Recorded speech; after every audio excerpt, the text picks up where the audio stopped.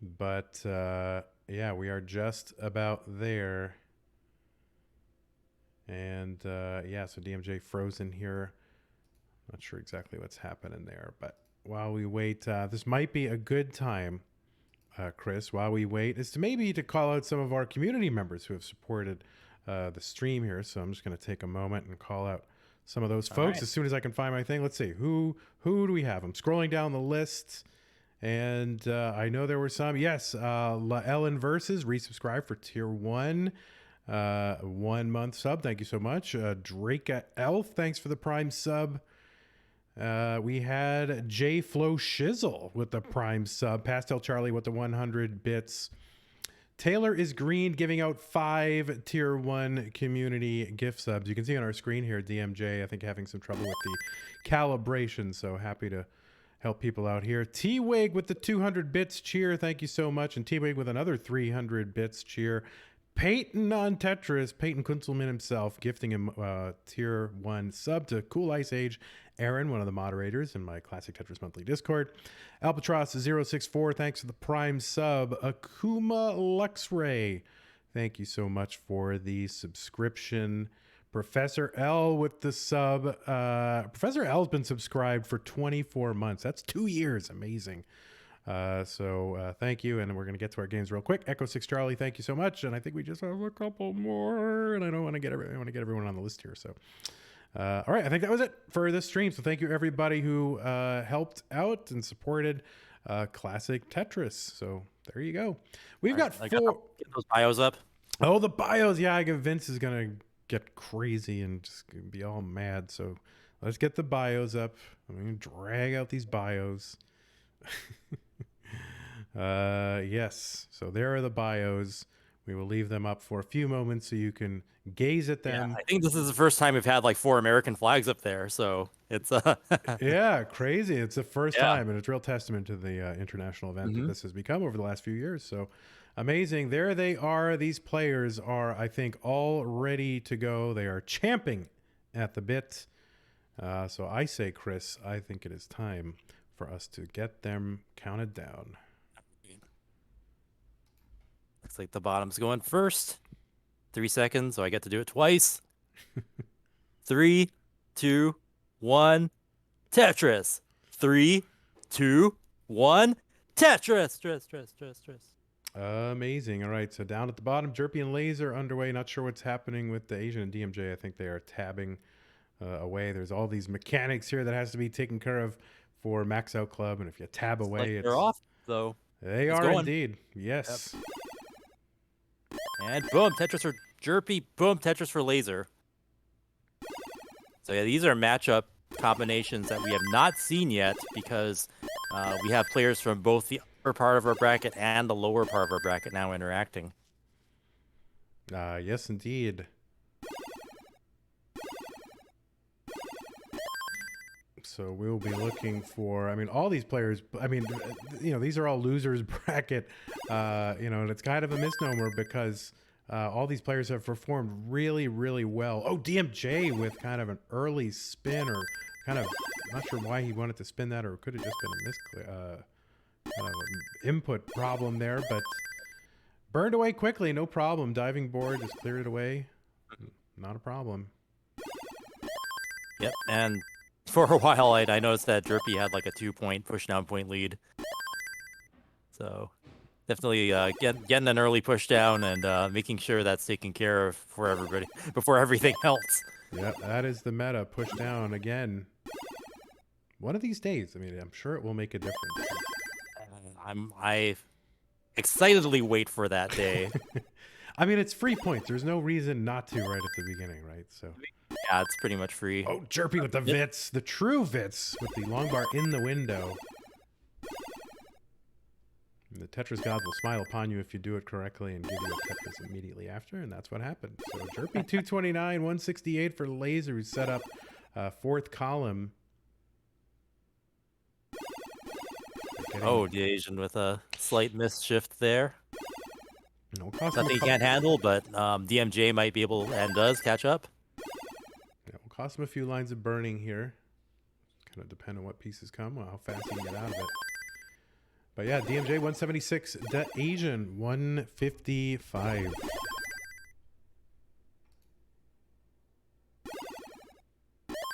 Nice tucks by DMJ, keeping that super clean. And on the bottom, Jerpy ahead by 2 Tetrises now. 279,000 to Lazer's 218.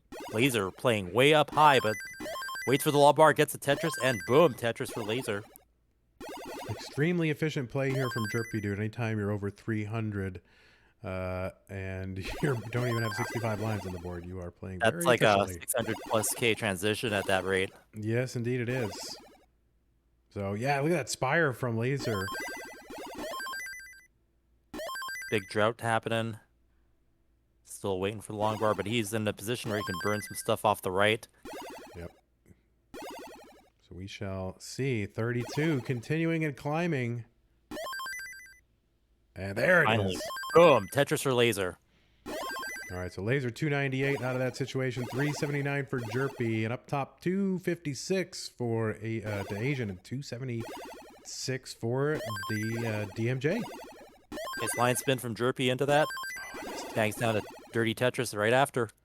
I love the line spins, and I miss them all the time. So people, Yeah, it was a thing of beauty. people, A lot of people, big brain moves. Yeah. King clip. Yeah, people clip these line spins for me and put them in a special channel and tag me because I love them so much. Nice.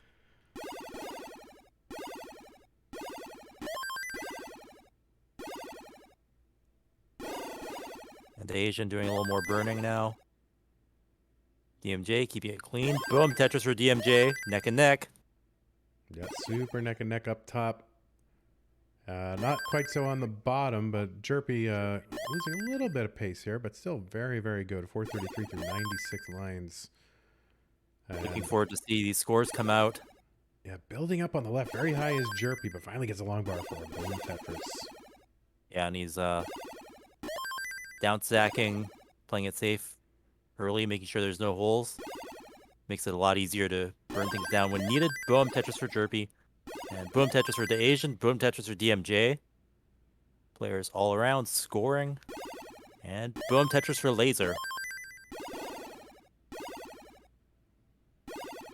That's right. If Tetris is your business, then business is booming.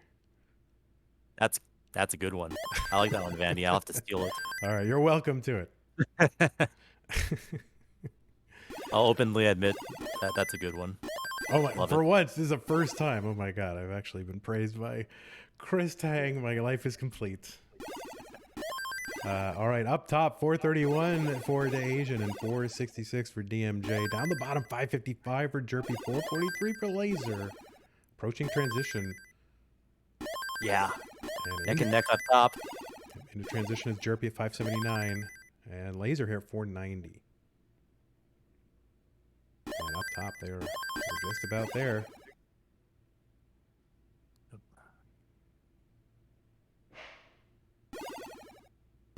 Jerpy still with a great pace. Wait for a long bar, but has to cover the well. Only Drought gets a long bar finally, and there's one.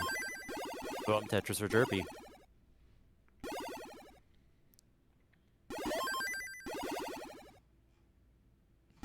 DMJ and a drought now.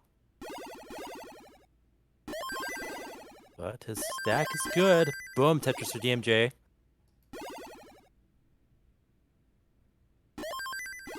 Game up top so close. Really evenly matched there. Jerpy maintaining the 100,000 point lead. Now it's 692,000 to Lazer's 613. So Lazer's got some work to do. True lead as Lazer's actually ahead by lines. Well, was. They're about equal now.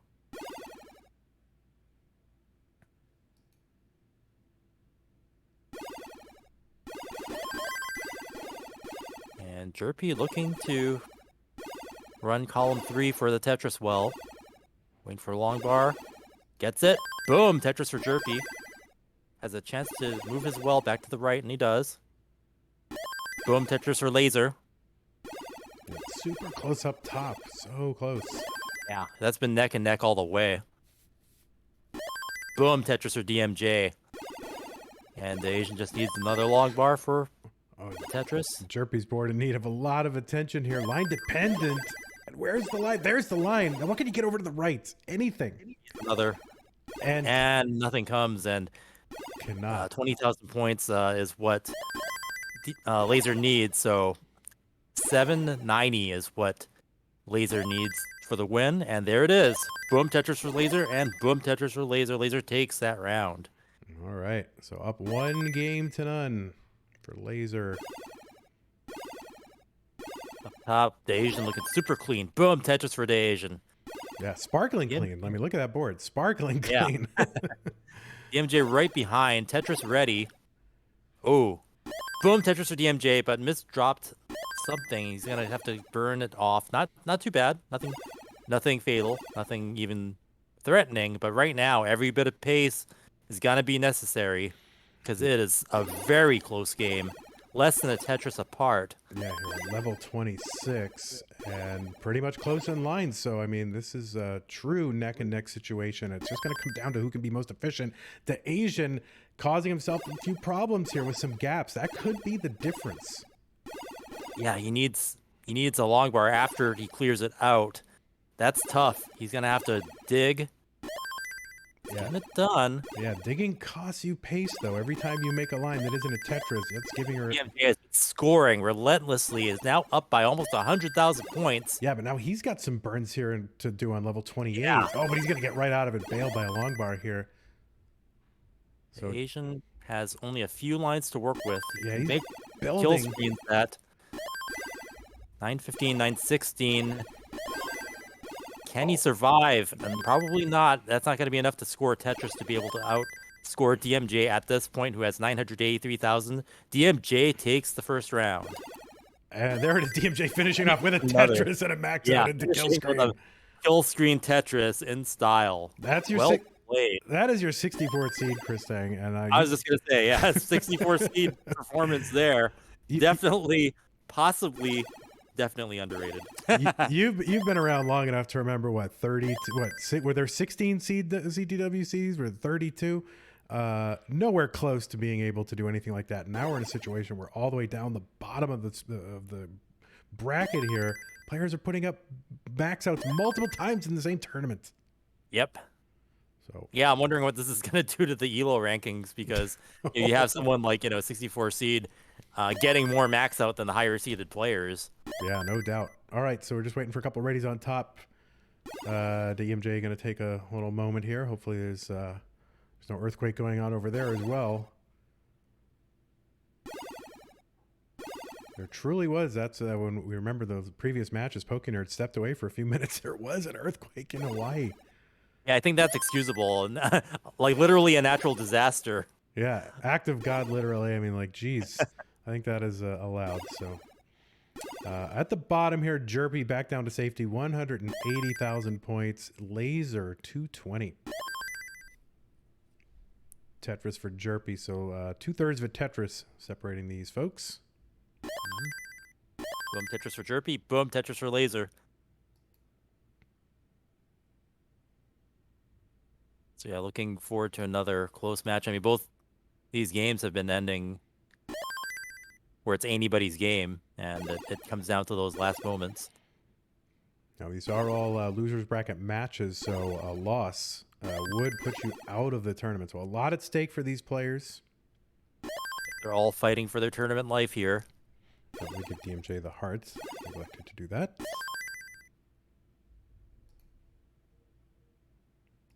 There it is.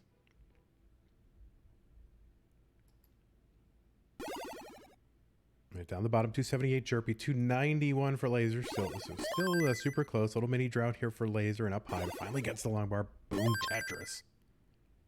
And Jerpy just not settling for anything that doesn't fit. Just a master in making that build look so perfect. All right, looks like we're about to get the ready from DMJ.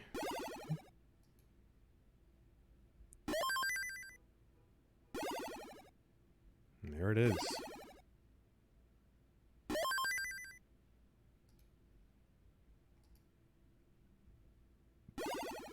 3, 2, 1. Tetris. We're neck and neck on the bottom. Lazer with a bit of dig. Having to settle for a triple there.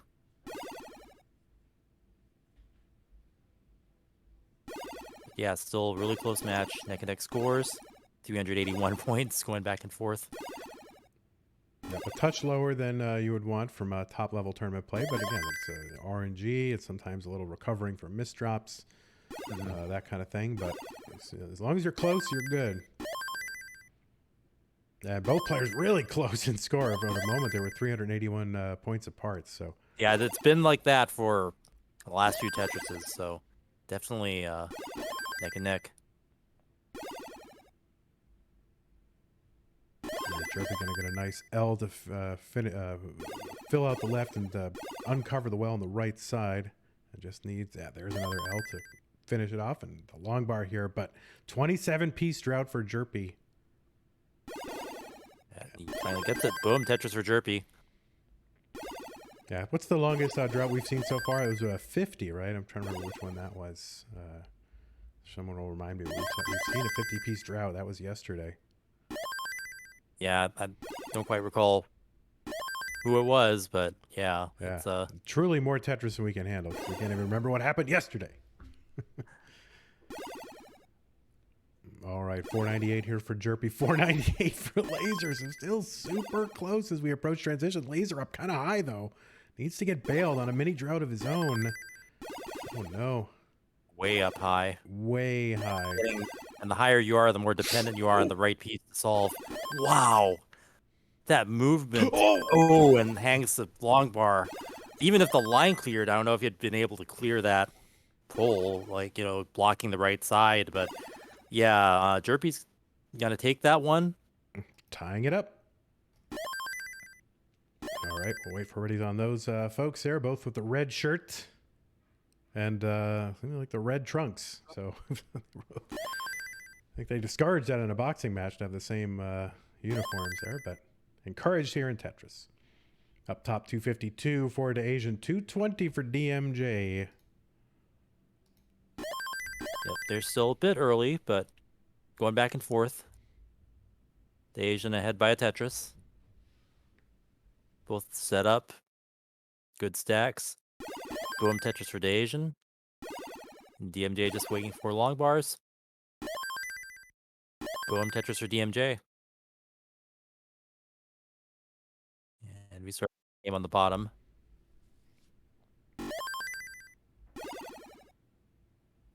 All right, just about halfway to transition here. They will be halfway at 65 lines. So at that point, you can sort of double their scores to approximate what they might transition at. And Tetris for DMJ, 296 and 345. Now 367 after a Tetris for Daasiann. And another one. Yeah, Daasiann starting to pull ahead. DMJ with some burning to do.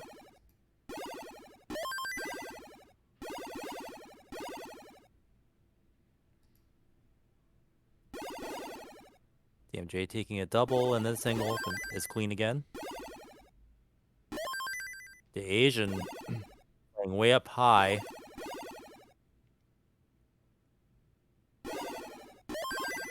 Trying to stay out of danger here. Yeah, a little bit of masterfully clearing it. Yeah, very good.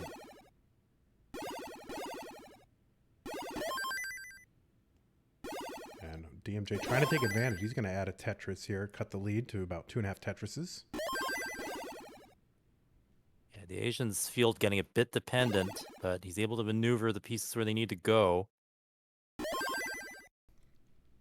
Ooh, starting to get dangerous.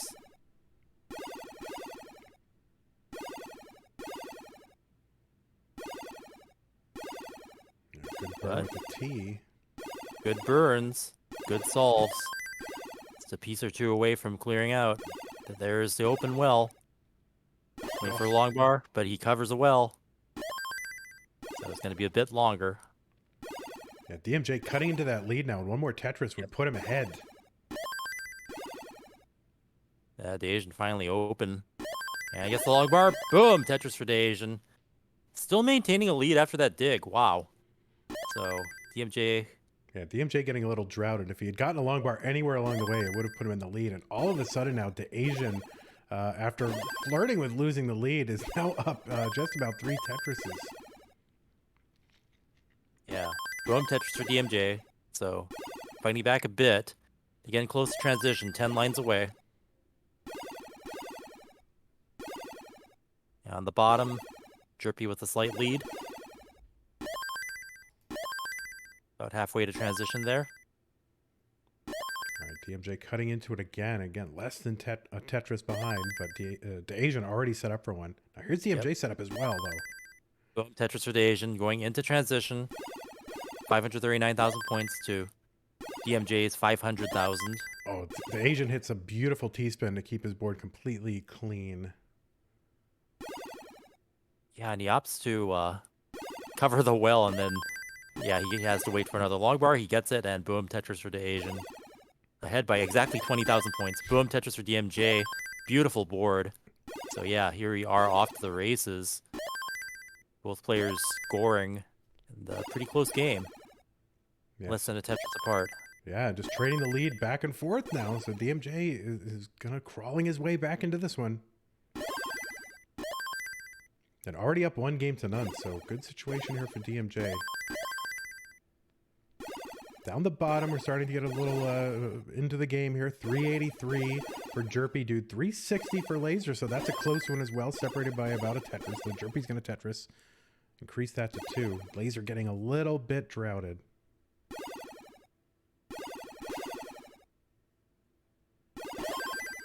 Daasiann having to take some burns, so DMJ about a Tetris ahead now. Boom, Tetris for Daasiann. Neck and neck. Daasiann getting the long bar there. DMJ using some clears to keep his field clean. Oh, nice Wow. spin. Yeah. Oh, no, the DMJ misdrop. This is going to take some work. Yeah, this is going to be tough to get out of. So tough. Does the best he can with what's given him, but he's not going to be able to get something into that left side. And DMJ tops out. Daasiann takes that round. We are 1-1. So yeah, such close games all around here. Everybody up, or it's 1-1 on every game here at this point. Yeah, Daasiann's Mino's doing a little victory dance there. All right, what was once a best of 5 is now a best of 3 between Daasiann and DMJ. On the bottom, approaching transition, 486 for Jerpy, 524 for Lazer. Jerpy kind of covered well here, getting very close to transition. This should clear out, fairly easily. He's got a few lines to play with. He should aim not to put any weight on any of those holes at this point. And manages to open it up just in time, but he's still waiting for a long bar and gets it. Boom! Tetris for Jerpy into transition.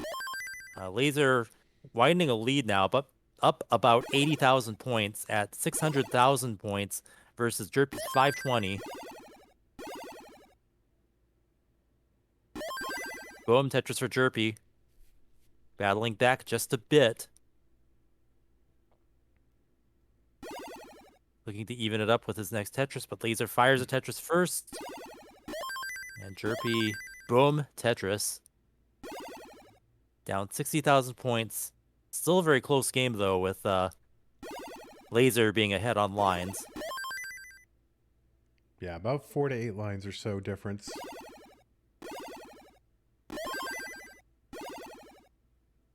Boom, Tetris for Jerpy.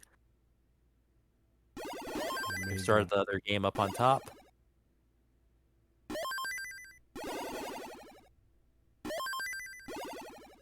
Boom, Tetris for Lazer, I think. Not sure if that was a misdrop, but he's gonna clear a couple of doubles to rectify that, allowing Jerpy to possibly catch up. There's one Tetris. He's about Tetris behind now. Yeah, it's a little bit of an annoying situation here for Lazer, because to clear this stuff out, he's going to have to put weight on the holes that he's trying to clear away. So This could be an extended sequence for Lazer that could allow Jerpy to take the lead. And Jerpy's super clean. Just needs to build up on the right side. And we'll do so. And boom, Tetris for Jerpy. We're pretty much neck and neck. Oh, there's a dirty from Lazer. Wow. Nothing better to clean your board up with than a Tetris. Yeah, this match super close. All right, Lazer looks like still ahead by a few lines. Another Banks dirty. down to Tetris. Jerpy looking for, wow, just next level tucking there. Knowing what he needs to do to keep it clean and maximize those lines. Boom, Tetris for Jerpy. Now into a definitive lead. Behind on lines, but ahead on score. Boom, Tetris for Jerpy. And now Lazer needing to catch up. Yeah, you see Lazer trying to avoid taking too many burns while still getting Tetrises on the way down, but at a certain point you just gotta take them. I think Lazer Time's running out. Yeah, Lazer wants to have a good board going into 29 because I think they can probably do something post 29 to get some points here. Post 29 from building Lazer. Way up on the left. But the 4 lines, 2 lines to kill screen. Yeah, Pease is just not cooperating. Gotta bring this only down. able to get a double out of that long bar. Yeah, and he's way ahead in lines. That's the problem here. So he just needs to keep going. And Jerpy's looking good. He's ready for another Tetris. Lazer tops out at 892, and Jerpy's going to take this one. Boom, Tetris for Jerpy. Let's see if he gets a high score here, but he's just going to top out with that max out kill screen for Jerpy. Incredible performance. Both players pushing each other to the limit. Great job. All right. 2-1 for Up on top for neck and neck. Yeah, but it seems to be the theme there, Chris. All close games here in this group. Yeah, really evenly matched. I'm not sure if that's an effect of, whittling down the winners of the losers bracket. Just the consistency and equal skill really on display here. And also the players just effectively throttling their aggression to be able to play 2 kill screen like that, right? Like, you push too hard, you end up topping out. But if you do it just right, you and your opponent will kind of like live long enough to really see each other's full potential. And that's what we'd love to see. Yeah, for each of these players, 1.1s and 1.2s are always on the table, but you can't go at that speed the entire time because if you top out, you're out. So these players definitely having to temper their aggression relative to what the game situation is, and they're doing that really well.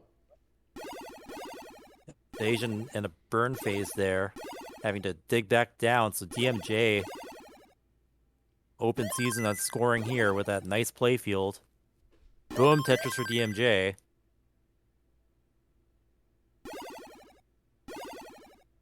And another for DMJ, so extending his lead. 56,000 point lead at 433,000 points versus the Asians 379,000 points. The Asians still digging.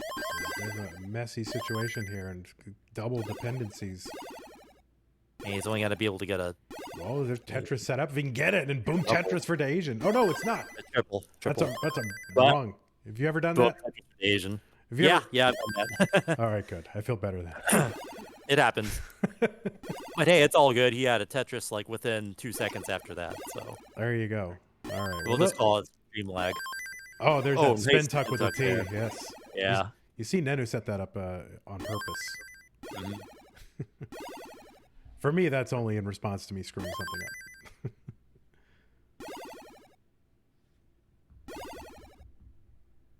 Okay, so in the meantime, all that Burning Daasiann had to do, DMJ opening up that lead to 123,000 points.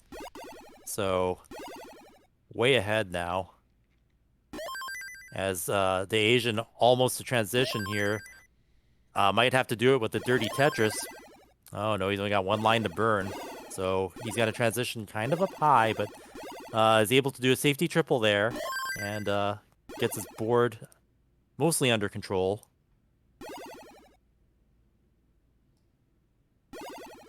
And DMJ looking to Tetris into transition, but does not get the long bar, so it's fairly high up. Got a nice well that he can burn things down to the right, so he takes a triple there. Loses some pace, but boom, Tetris or DMJ. He has got a comfortable lead. Probably doesn't need to go super aggro at this point. And has a nice clean playfield to work with. The Asians got some work to do. All right, players keeping it close down the bottom here. Tetris and a half. There's one for Jerpy to extend it. Lazer waiting, and he's going to get it. Boom, Tetris. Yeah, pretty close. Okay, Jerpy up by a couple Tetrises now, but Lazer firing right back.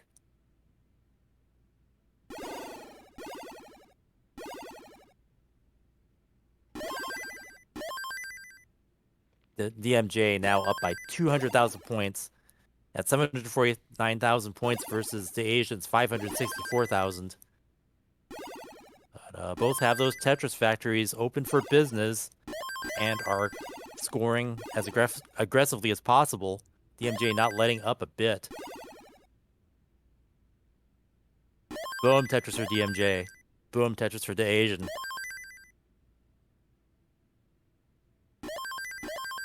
Boom, Tetris for the Asian. So yeah, really high speed scoring up on top there. Yeah, the Asian has cut this lead in half and more. Dude, that happens really quick at these levels. Yeah, it's super fast. Yeah, it's super fast, and then the Tetrises get more and more worth more and more as you go up. Mm-hmm. Wow.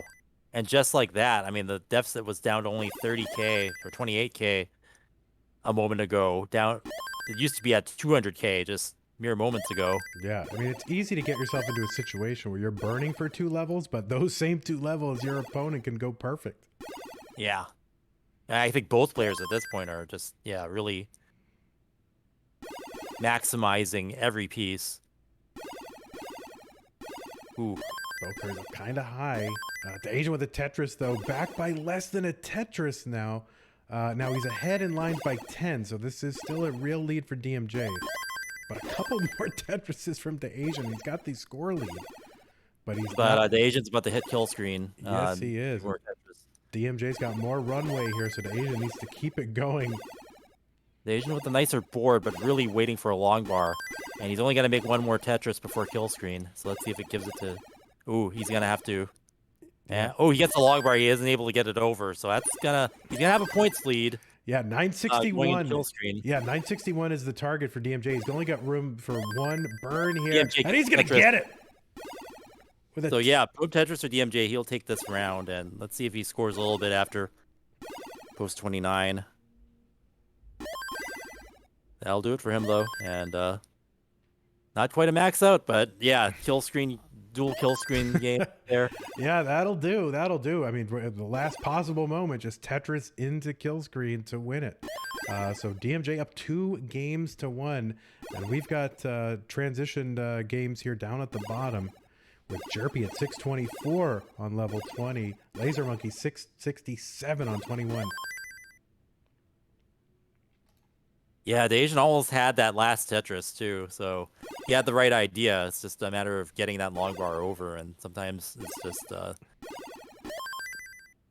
can't get it over. Oh, Jerpy. Yeah, he missed that S-spin. So he's going to have to struggle to get stuff over the left. Ops take the flat burn, but now the right's a mess. Ooh, man, to just get that down. Oh, man. He had a flat burn out of there, but it isn't going to be enough, and Lazer's going to take that round. We are now 2-2, so yeah, decider. It is decider time between Jerpy and Lazer, and this is for their tournament lives. I mean, this is for all the marbles. If you win, you're in. If you don't, you're out. But you do want to see them, push each other to this, so that for sure. I mean, they're really evenly matched and great matches so far. So, GG's. Yes, indeed. All right, we're getting ready to get started up top. 2, 1, Tetris.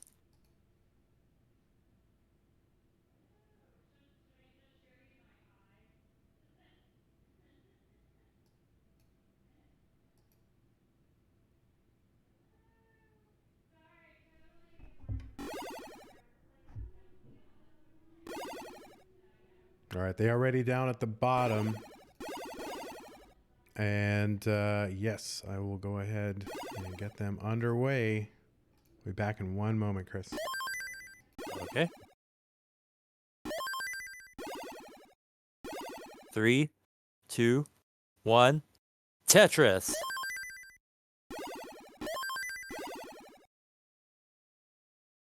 So Jerpy with a interesting way of stacking on the left, using some tucks, keeping it super clean, allowing for more efficiency, avoiding any unnecessary burns. Really fun to watch that.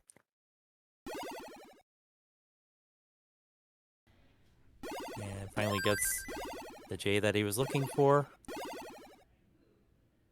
Getting Tetris ready.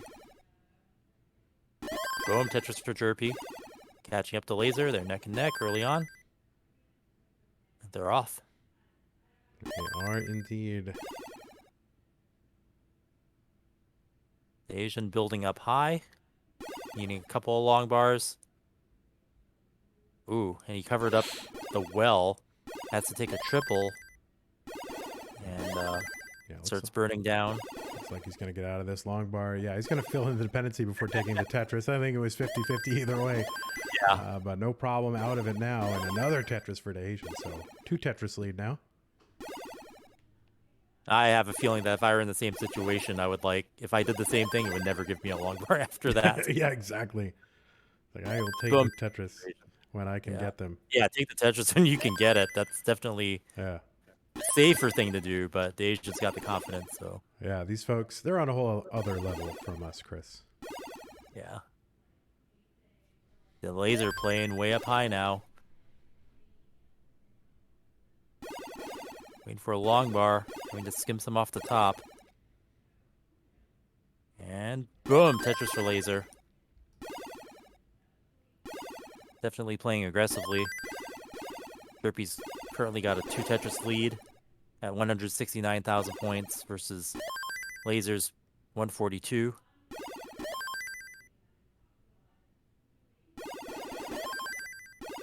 And up on top, the Asian developing a lead, 90,000 points at 259,000 points versus DMJ's 171k.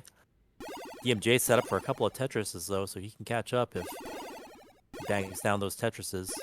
And he's opting to play safe, taking doubles and triples off the top, losing pace, but boom, Tetris to DMJ. 60,000 points behind, about halfway to transition.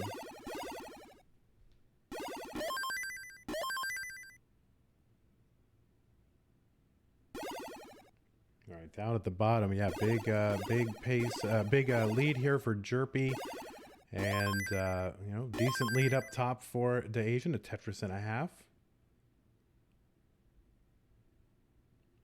The Asian playing way up high, long bar dependent. And he's gonna have to skim some off the top.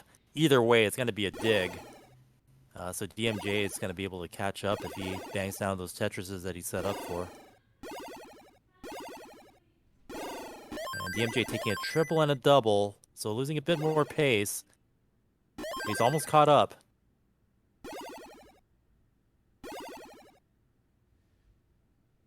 We got a little hang there in Max Out Club, I think. So we'll see what happens over there.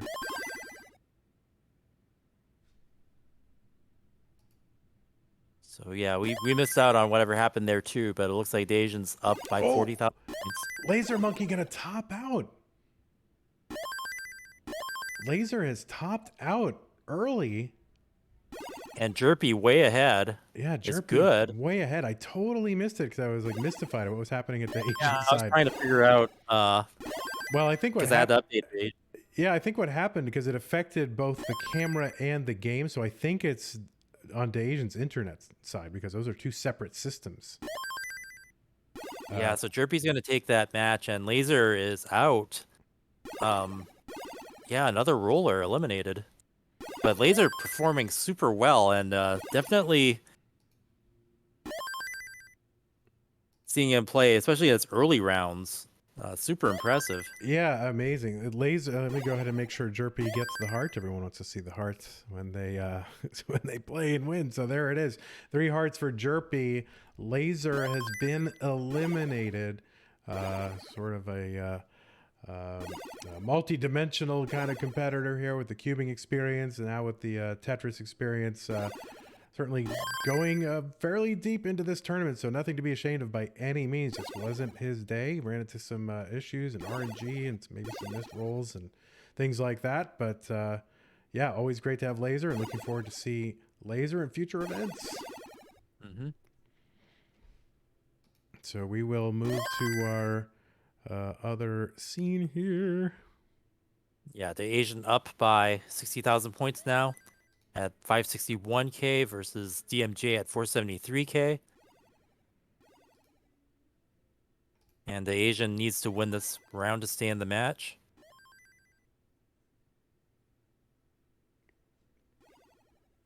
The winner of this will be facing Jerpy.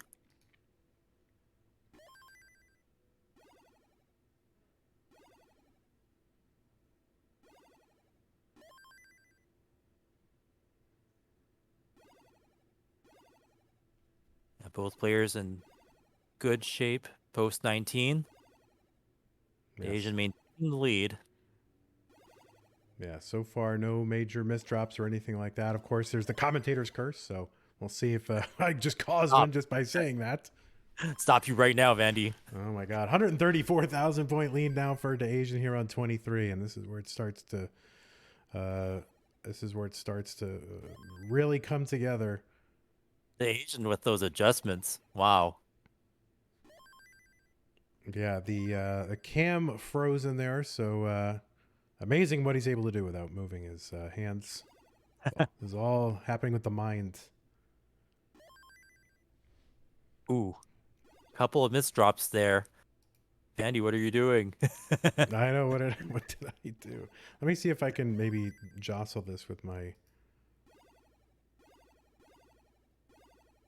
Yeah, that isn't working. Okay, so the Asian able to burn some of that down, loses some of his lead, but is still ahead up by 1 Tetris. DMJ's board looking really good. Well, a lot of DMJ's burns are preventative maintenance to make sure things don't get out of control, and that's why his board's looking so good. So when he scores, boom, Tetris or DMJ. It's a clean score, and he doesn't have to do too much burning maintenance after that. So 2 different styles here. The Asian doing a lot. Oh, the Asian with the hang there, and ahead by 460. So DMJ just needs one line. He's going to get it with a Tetris. Quick win for DMJ there, and DMJ takes it. The Asian is out. The Asian is out of the tournament, and look at that steely expression. He's stoic. He's he's kind of saying, okay, I just accept this passively. No major emotional outburst from the Asian, so he is to be commended. I think that's because the camera's frozen, but other than that, I mean, yeah, DMJ proving that 64 seed is nothing to be, you can't ignore it. You can't underestimate anyone despite their seed number. Wow. Yes, indeed. So yeah, DMJ 64 seed. Another kill screen. Yeah, another kill. I mean, DMJ going deep runs like almost every single time. Kill screen by DMJ. Yeah, I mean, look at this. You can't count anybody out. All 64 players earned their way in and deserve to be here and can hang. And you're seeing that with DMJ right now. So let us go ahead and take a look at what our bracket shows us. And our bracket shows us that we are down to the final 4 players in this bracket. Dog versus Pokenerd, DMJ versus Jerpidude. So we got nerds and dogs and dudes and DMJ. So there you go. Yeah, I'm a little disappointed that I'm not going to get to see the roller versus roller battle. Yes. But yeah, we're going to get to see dog versus nerd. I mean, who's going to win? Dogs have teeth, but nerds have computers, so you don't know. All right, we're going to go ahead and set this up real quick. So just bear with me while I go ahead and futz around. Yeah. Now I'm looking forward to that match too, just because they're really confident whiz kids just playing Tetris because they love playing it, and they both got they both look like they're having so much fun when they play, and I really appreciate that. All right, so we need where's Jerpy? So yeah, I think Jerpy breathing a little bit of a sigh of relief there, was really up against it.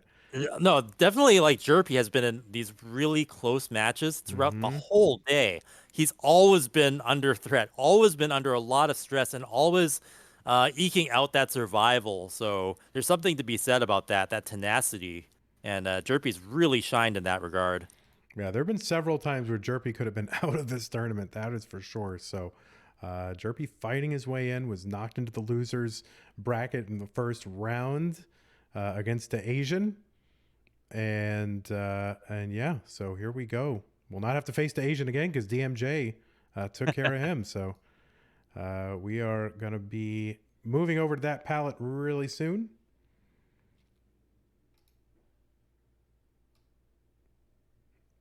And yeah, just bear with me while we get all this set up. The players are getting ready, getting into their camera booths or whatever, and they are getting into Max Out Club.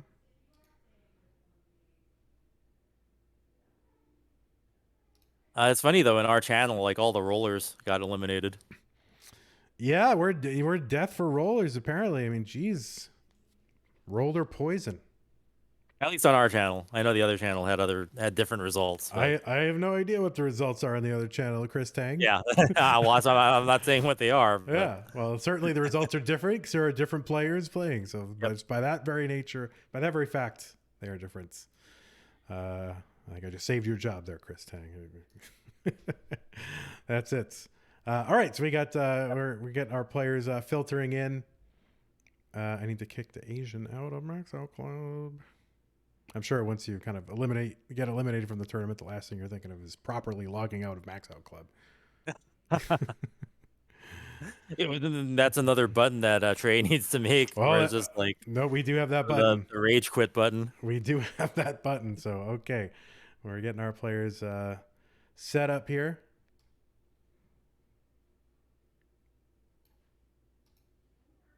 And yeah, let's go. Let's just take a minute to go ahead and get them set up. And in the meantime, why don't we? I don't know. Why don't we do this?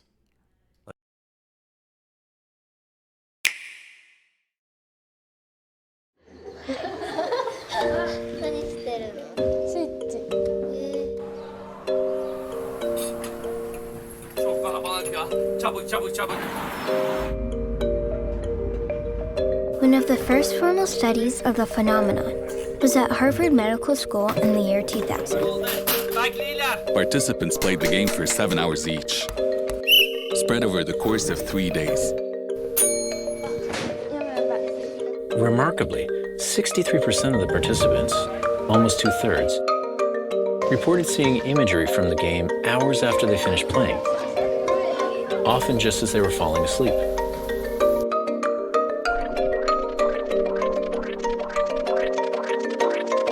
Blocks. They all saw blocks.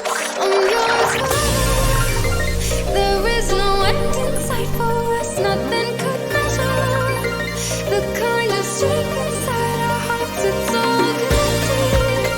We're all together in this love, don't you forget it. We're all connected in this love. There is no end in sight for us. We're all connected in this love.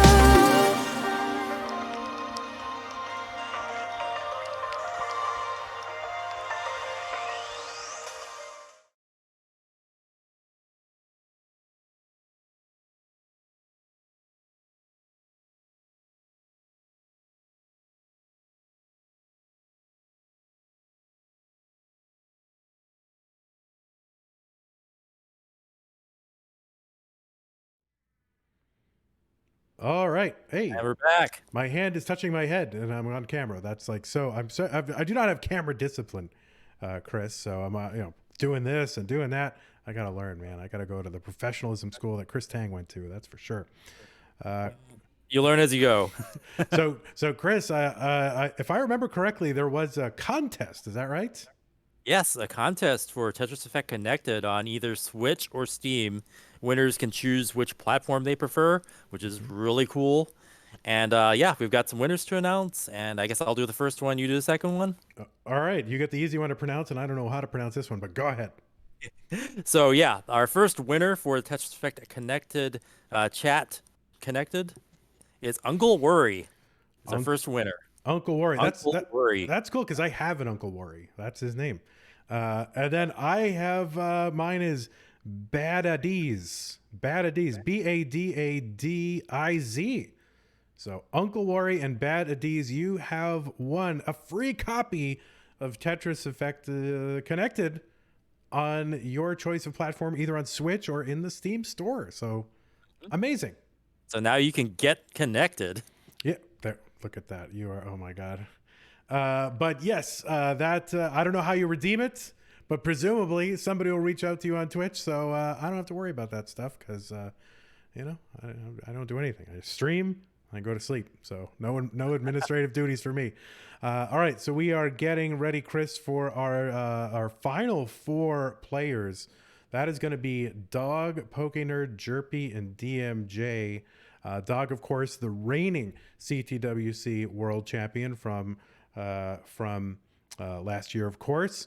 An amazing tapping kind of player here. Pokenerd, who weathered an earthquake, a real earthquake, Wow. to continue on a 6.1, 24 miles off the coast of Hawaii, in some direction, I think south. I don't know Hawaii that well. You know better than I do. Of the 4 rollers that our bracket has hosted so far. Yeah, that indeed. So yeah, one of the 4 brackets rollers from the bracket. Jerpidude, of course, still here, kind of suffering some slings and arrows here, but made his way through. And then DMJ, still the bottom seed here with a chance to take on our number 1 seed, who still remains. So Cinderella story in the making with DMJ. I don't know. We'll have to find out. So yeah, I don't know if I'm pretty excited about it. It's a really cool Final 4. And honestly, 1, 16, 17, 64. So it's like the perfect middle of the top quadrant of the top half of the bracket is here, and then the 2 bottom seeds are here. So 33 and 34. Very balanced. Yeah, And, yeah, exactly. like really close matches all day long. You love to see it. You love to see the players push each other to their limits and play out their games to their full potential. And we got to see so much of that today. And I love it, and hope you guys love it too. Let's go. Yes, indeed. So we're still waiting on Dog, so we might have to let's go a little longer.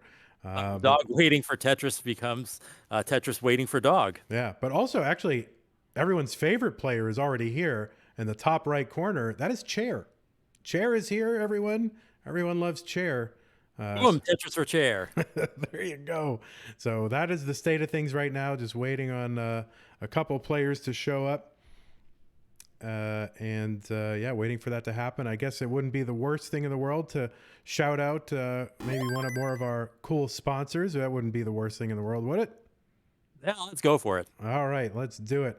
Stinger. We paid for the Stinger. Get it done.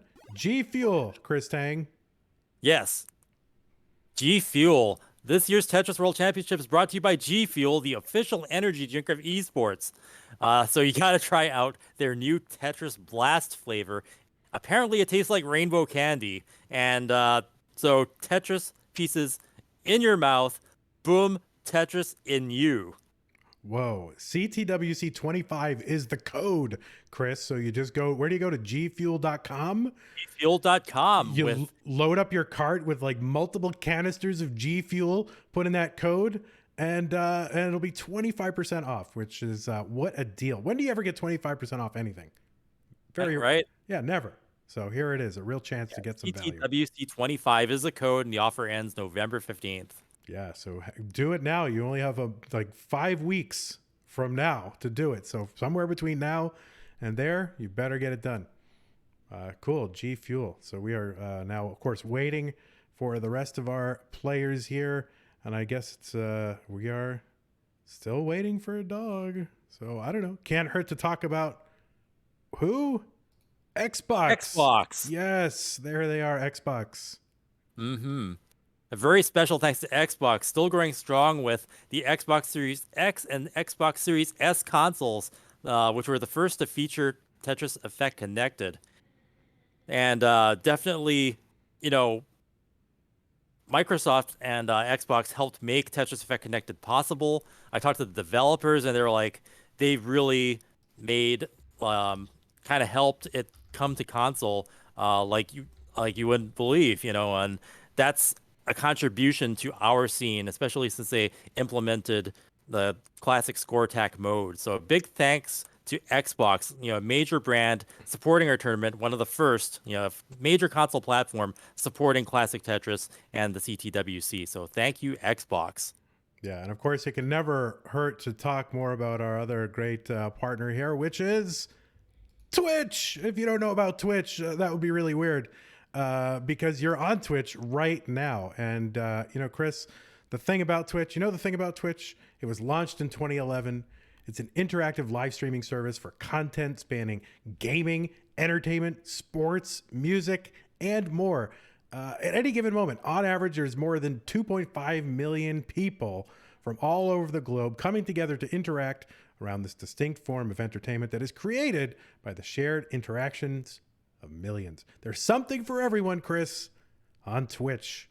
And that is where we absolutely. are. I mean, I mostly on here for the games, but I've seen some other cool stuff. Like I remember when they were running marathons of Power Rangers and Mr. Rogers and Bob Ross and just all sorts of really cool stuff. So you never know what's going to come up on here. Yeah, my favorite was there was a channel for Mystery Science Theater 3000 24/7. Like that's amazing. Wow. And that's something I love to do on Thanksgiving. It's kind of a tradition for me is to just watch the entire Turkey Day marathon Mystery Science Theater 3000. So I mean, there's just amazing stuff, and Twitch has become like the center of my universe, and I love it. And so do you, and so does everyone here. So. And they're helping support what we do. So yeah, awesome and great for helping us expand our community by putting us on the front page. And Chris, I think we've talked about all of our sponsors during this time that we're waiting for dogs, so except for one. And you know who that is? Tetris. Probably Tetris. Oh, boom! Tetris for Tetris. Whoa, that is so meta, Chris. Yes, indeed. Tetris, amazing. Helping to sponsoring all of our cash prizes this year. So Tetris, a huge thanks goes out to them for doing that. And you should really be sure to go over to Instagram, right? Instagram is the place. And follow Tetris_official. And anything that has an underscore in it, that's like the best screen name you can get. Tetris_official on Instagram to learn more. And I think, everybody here has been touched by Tetris at some point in your life. And it's been a big part of my life. I love Tetris ever since I first played it in the mid 80s on my old whatever DOS computer. Chris, you worked on a Tetris project, right? So, I mean... I worked for the Tetris company for a number of years in the early 2000s. Yeah. Oh, man. One of the best jobs I ever had. Yeah, amazing. And so, everybody here has been touched by Tetris. And, Tetris, has connected all of us. So there you go. Chris, I think we have read all the ads that I can possibly think of to read. And look who's here. Oh, my God. He has shown up. It is Dog playing Tetris. It is the reigning Classic Tetris World Champion, Dog playing Tetris. I think he was just wanted us to read all the ads, I think is what happened. Got to pay the bills. He's next level thinking, right? Yeah. Yeah, exactly. All right, so we are going to watch these players do their warm-ups, and I know I'm going to make Vince very happy by putting up the player bios while we wait. So some reading material for the fans out there. You can get to know these players. Bios. Yeah, that's right. Dog, very great resume. Of course, CTWC champion last year. Won a Classic Tetris League season and has won Classic Tetris Monthly 3 times in the past year. And so he's got an amazing resume. Pokenerd did play last year. So a young guy, but was able to play last year. So there you go. He's got a 1.3. All these players, amazing accomplishments. Jerpidude played last year. DMJ CTWC debut, and I think the oldest player on our screen right now at the ripe old age of 19. Wow. How is that possible? What has happened? What is happening here? So there you go. We are just about ready to get started, so we're going to need all these players to ready up so we can get this show on the road. We might have to do the NWC thing where there's like age brackets. We might have to do it. We very well might have to do it. Except instead of it being like, what was it, 11 and under, 12 to 17, and 18 and over, it's going to be like under 18, 18 to 35, and 35 and older, or something crazy like that. Yeah, the seniors, the senior league for like 18 and older. There, we'll call it like the Legends bracket or something. Yeah. Just that sounds classy. Yeah, exactly. Not the old people who are just too slow to compete. You can't call it that. All right, so there they are, the beautiful biographies that Vince and team have worked so hard, and I think I've done a good job this time. It only took me 2.5 CTWCs or whatever to get this right. So here we go. I will hide them, and once they indicate that they are ready, we will get underway. And of course, it's DMJ bringing up the rear, both in this bracket and in readiness. We're almost there. We're almost there. I believe in us. I think as a team, we can all pull together and do this. Yeah. Are you gonna flip dog? Am I going to flip dog? I am not, because he characteristically faces the wrong direction just before, and then he switches, and then I would get confused. So we'll see if he's memeing on me here. But I'm gonna go with what I got right now. Okay.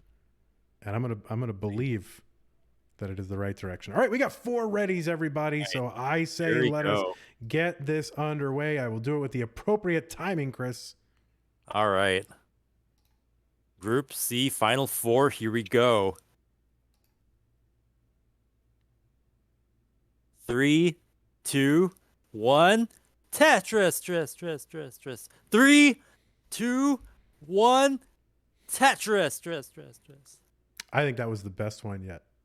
Thank you. Yeah. Oh my God. You gotta do this for a living. Maybe. There's money in this. Over in mid-game, doing something. Maybe something on the computer. Well, yeah, I think he has to managing the Max Out Club system we've got here. But we are underway. And Pokenerd hitting a Tetris. Actually, both of them, they're 0-point differential. Both hitting a Tetris. Up top. A little bit of digging on Jerpy and DMJ's field to keep things clean. Yeah, Dog and Pokenerd have had to sit a while we resolve some stuff down in the losers bracket. So we'll see if this has any effect on what they're able to do on the play field. That's a good point. Yeah, up there in the comfy winners bracket, not having to play to survive like the players on the bottom have. Jerpy, man, just showing that tenacity in all of those matches. But DMJ, getting to kill screen so consistently. All right, Dog is medium high here, but also clean, so just waiting for that long bar. And Pokenerd, the last hope of the Classic Tetris 1 rollers. Keep on rolling. That's right. Boom, Tetris for DMJ. Boom, Tetris for Jerpy. So yeah, Dog has been kind of dealing with a couple of droughts in a row. He has had a long bar in the intervening time, but it wasn't open to use it. So really waiting on that first Tetris here so we can get it down. And there it is. Boom, Tetris for Dog. Tetris for Dog. Yeah, there was like a 20-piece drought. He got one long bar to break it that he couldn't use, and then a 30-piece drought. Wow. So during that time, Pokenerd, able to get out some scoring. Yeah. And neck on bottom. Boom, Tetris for DMJ. Getting a lead. Tuck that box. Keep things clean. And Jerpy doing the best he can to keep it clean himself, having to use the long bar to burn off the roof there. But wow, it's a nice cleanup there. Trying to maximize the scoring potential. Boom, Tetris for Jerpy. Boom Tetris for Dog. Not happy with that placement there. He knows he's gonna have to burn some, lost some pace, maybe made a mischief there too. Unless that was an adjustment, but a few more burns to go. Pokenerd with a slight lead. Up by 1 Tetris at 287,000 points to Dog's 253,000.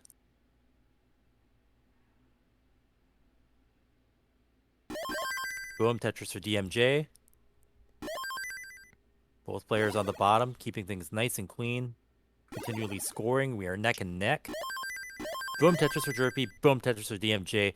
Very close game on the bottom. Love to see it. Yes, indeed. Pokenerd here. Good Tetris rate here through 77 lines, and another one for Pokenerd. So 378 through 81 lines is just about where you want to be.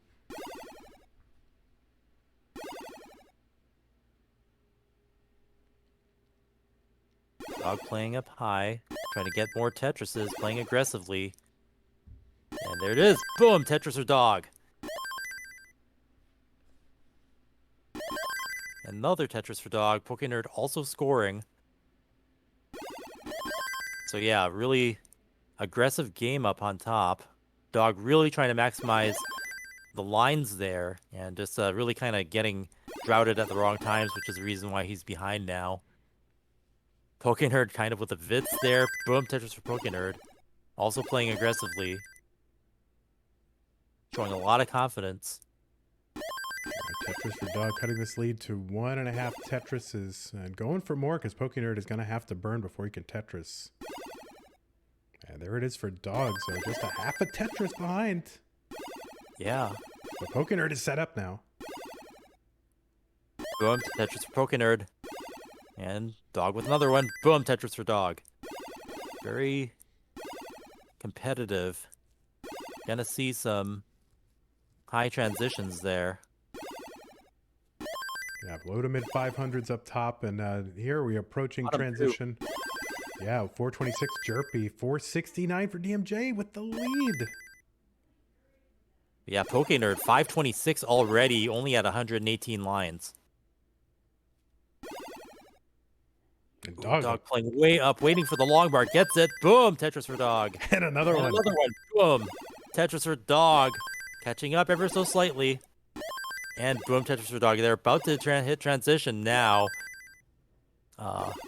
Pokenerd really trying to maximize now. In position to hit a 600k here. Boom. Tetris for Pokenerd transitioning at 596k versus Dog at 562. Yeah, Dog up pretty high here. Should be able to take care of this, but does not want to get droughted and is getting a little bit of a mini drought. Didn't take the triple there. Trying to stay efficient. It gets the Tetris anyway. So 592 for Dog, 621 for Pokenerd. Boom. Tetris for Pokenerd. Again, really with a monster score coming up here. Dog's not doing bad at all either. It's just a matter of getting the long bars and staying efficient.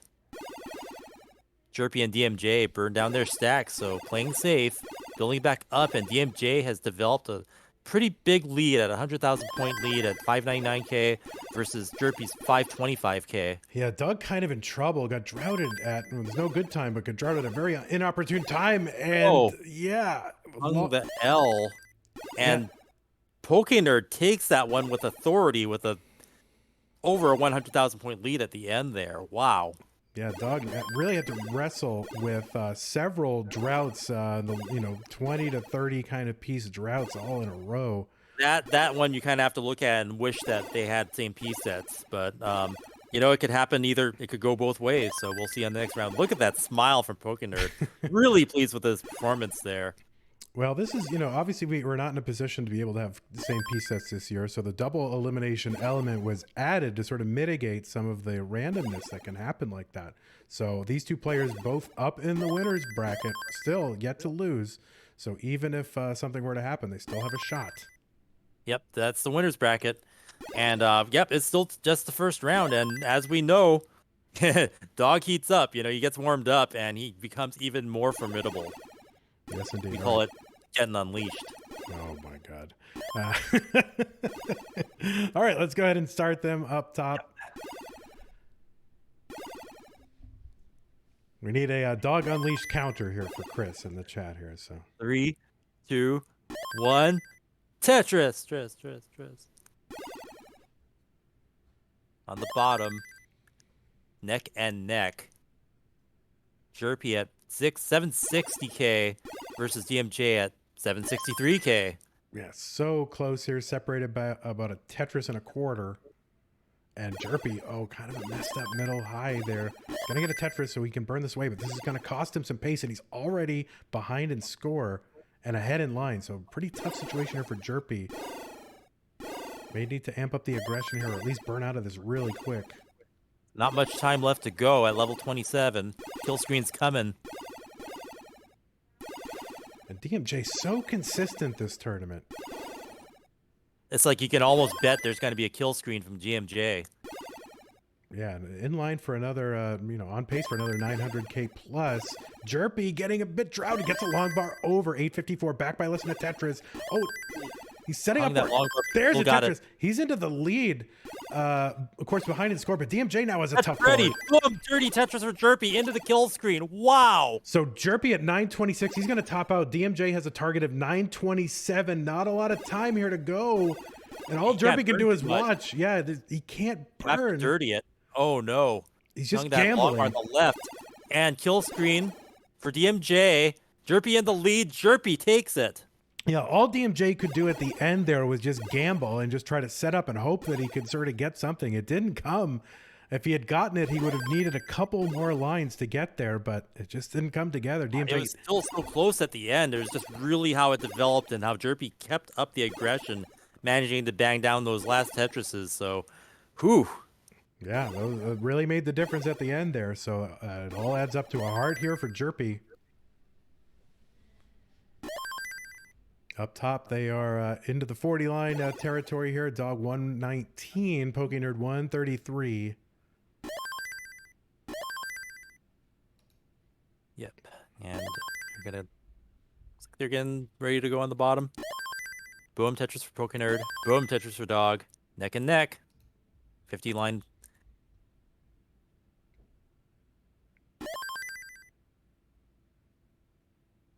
So yeah, let's see if Dog can reach his scoring potential without all those droughts. Boom Tetris for Dog. Close game. Pokenerd having to do some digging here, so Dog can pull ahead. 3, 2, 1. Tetris for the game on the bottom. Jerpy up by 1.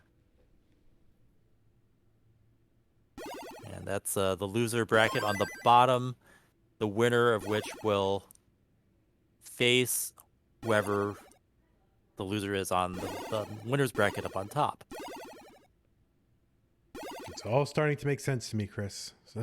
Sometime before the end of this whole tournament, I will figure it out. Dog with some digging here, not too bad.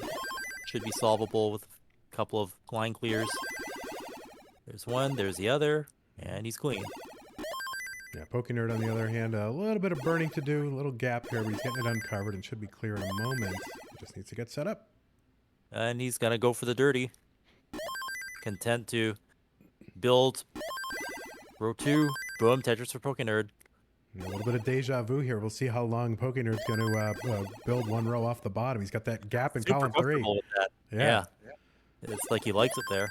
Yeah. Boom, Tetris for Pokenerd. Yeah, there's really no reason to burn all that down just to get that one gap there. It's pretty similar to play like that. And if you can get there, with some, Tetrises and just Tetris your way down, that's the ideal way to do it so you don't lose pace. Yep. Ooh. Yeah, Having to build up high on the right, not ideal. yeah, column Nice, 8 really so tense. high here. Can't burn if it's not balanced. Gets the bar Getting the over. double. Yeah, just getting That's- doubles down the right side. Yeah. So yeah, that's if things go wrong, then you're forced to burn anyway, and they aren't going to be Tetrises. So a bit of a mess he's going to have to clean up.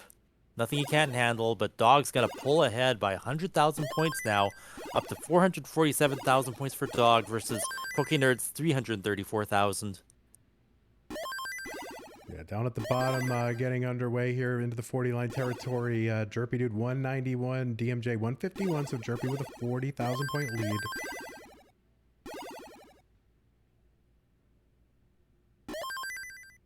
Pokenerd almost out. Let's see if he clears down to the bottom.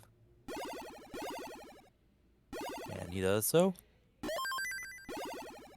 And he's clean and has the standard well on the right side. Good to go.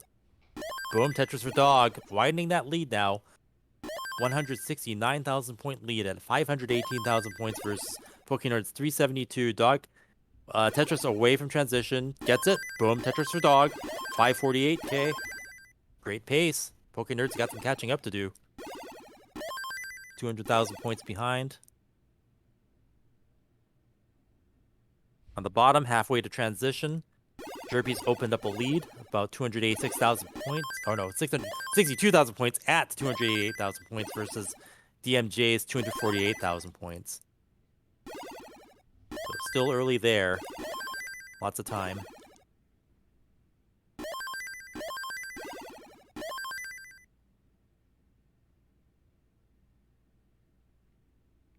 Yeah, good amount of time, but of course Pokenerd a couple lines ahead here and burning. So another one for Dog. Pokenerd finally, yes, Tetris. There we go. So Dog having a much better game here with a nice transition score and really just banging down Tetrises consistently. Looks like he's got the rhythm on this game nailed down. Yeah, pumping that lead up between 180 and 200,000 points for Dog. Boom, Tetris for Dog. Pokenerd playing well, but he's gonna pull out all the aggression he can to catch up. Yeah, down the bottom here, Jerpy mired in a bit of a drought. 28, 29, 30, adding up. And survives and gets a Tetris.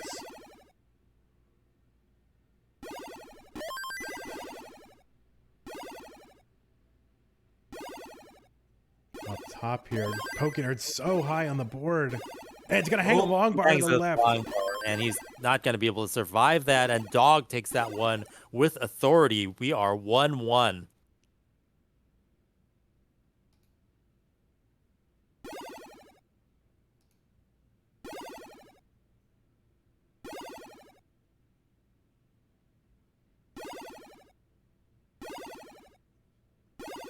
So Jerpy with a lot of holes in his stack is going to have to clean that up, but he's got a sizable lead right now. This is almost perfect, Chris, because as one game approaches transition, the other one starts, right? So, yeah. Yeah, perfect. Okay. All right. Well, as soon as they're ready up top, we will get underway. What was once a best of 5, Chris, is now a best of 3. Mm-hmm. Yeah, Miss Hart. He's got it. All right, Jerpy here with a little kind of misdrop here. This should burn away fairly easily with the right pieces. I feel like he was getting the right pieces, but didn't quite put them where I expected. Of course, that means absolutely nothing.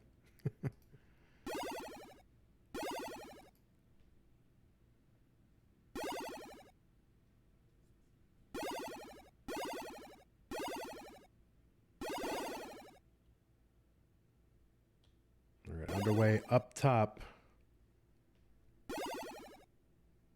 Jerpy 64k ahead at transition, and now Oh, look at DMJ the transition. Yeah, drought for DMJ, 33 and mounting. Wow. 39, 40 for DMJ, still available with an open roll, and boom, Tetris for DMJ after a drought. Yeah.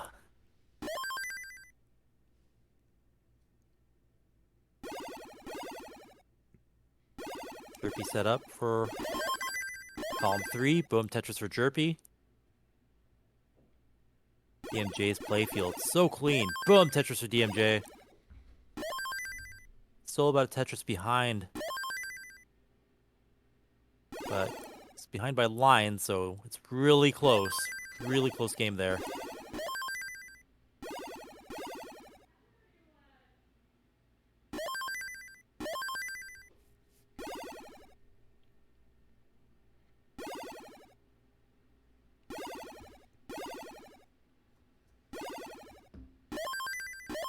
Jerpy adding on here, 92,000 point lead while DMJ still burning here. He's going to could have used those long bars. Finally gets what he can use, and boom, Tetris for DMJ. Jerpy was burning during that time too, so couldn't capitalize and extend that lead. Mm-hmm.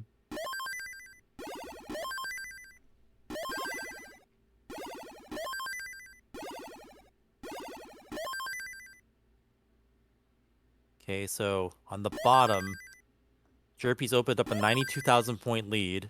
The DMJ still behind by anywhere between 6 to 8 lines, but hanging the J there. He's gonna have to burn up the roof. Opts to take the double, which is a smart thing to do. Mm-hmm. Builds on top. Okay, he gets a T. That's gonna help a lot. Wow, just barely able to downstack that, and he opens it up. So DMJ's gonna be okay. He's gonna survive that. He's gonna keep that well. Column 9. Waiting for long bar. Okay, no, he's opting to burn it down. Boom! Tetris with DMJ. Perfectly able to transfer from column 9 back to the right well that he wants. But so far behind here, you wonder how much he's able to do. And getting drowned again.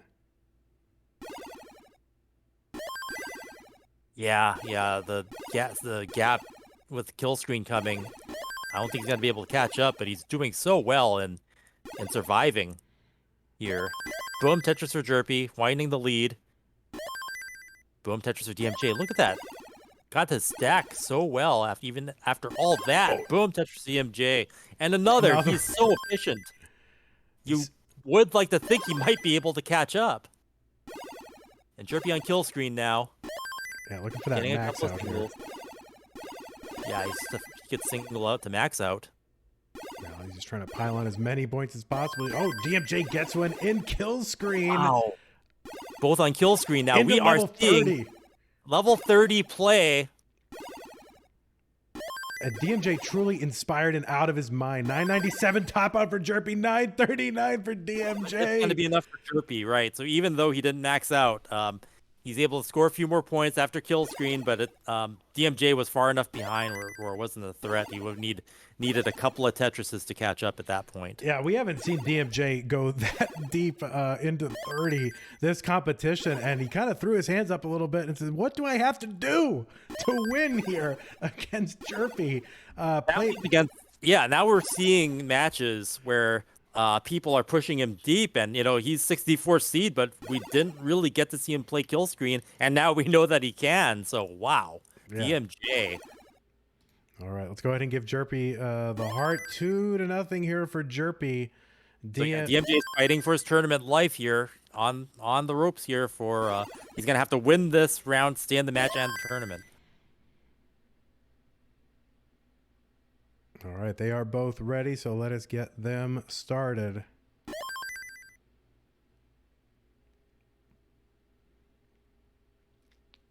And up on top, Dog ahead by 60k.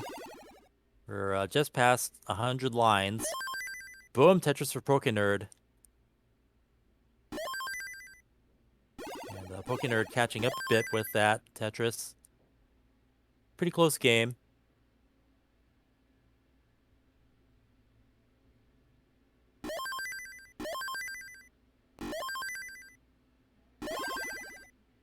And they're both about to hit 500k before transition.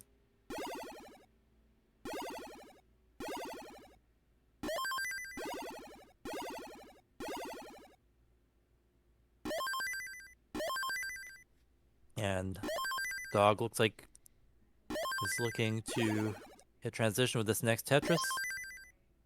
Yeah, maybe just end up having to take the burns here. And he's going to take the burns, rather be safe. There it is. Boom, Tetris for Dog. 607,000 points versus Pokenerd's 565.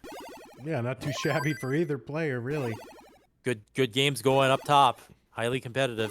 They're both 1-1, so this is what you like to see. Neck and neck. Max out pace on both. You're a little bit of drought, 23-24, mounting a bit. Really aggressive.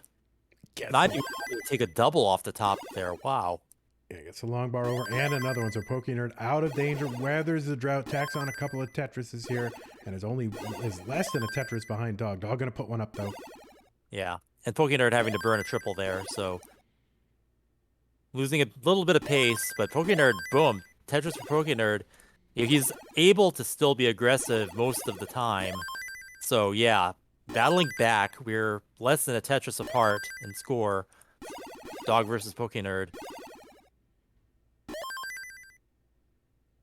Dog pulling ahead a little bit there because he was the first to get the long bar. Pokenerd still waiting. Another drought. Yeah, his board kind of dependent. Gets the long bar though.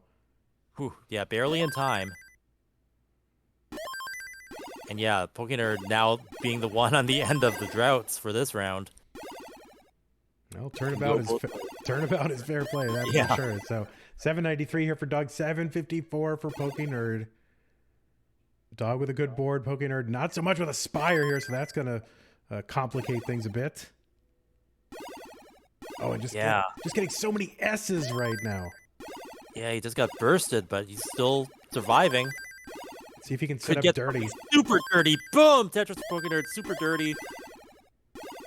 And able to keep his playfield relatively clean. He's drilling back down to the bottom, so he's going to take some singles, but... Oh, wow. Is he going to go for row 2 at this speed? Yeah, he is. Boom! Tetris for Pokenerd. Well, he knows he's got a bit to make up for. He's back by 88,000 points. Level 26, running out of time. Now, he is a roller, so can play fairly deep. But, you know, we haven't seen them go really deep so far. Only in a couple of instances. So you can't count on that. And Dog, He's going to hit by a drought again. yeah, Dog now 990, so less than one away from a max out here on 27. And there's the max Boom! out. So Dog, max out. And Pokenerd, yeah, just not quite there. Gets that S over and getting a mini drought at the exact wrong time and the wrong place. Yeah, I don't know why he's not getting the doubles to keep his stack safer. Oh, man. Oh, that left side. Yeah, he's not going to be able to get anything over there. I think that's over for Pokenerd there. And Dog is going to take this one with authority. Wow. But yeah, that time Pokenerd getting hit with those droughts. Yep. My word. Dog could get a killer score here, so let's see how he plays it out. Kill screen, double. Oh, not able to get the long bar over. So not able to set the record there with that, but he was set up. So Yeah, another 1.1 for Dog in competition, like it's nothing. You know, throughout the year in the online scene, this thing is fairly routine for Dog, but to get it here on the biggest stage in the world, always something special. So big game here for Dog, and now up 2 games to 1 over Pokenerd. Yep. Dog showing us why he's here and why he is the reigning defending CTWC World Champion. Now remember, up top, you know, if one of the when one of the players does lose, they will not be out of the competition. They'll get relegated down to the losers bracket, where they will fight it out against the winner of Jerpy versus DMJ. And that game, Jerpy's got a slight lead now. Still a pretty close game though. About a Tetris apart.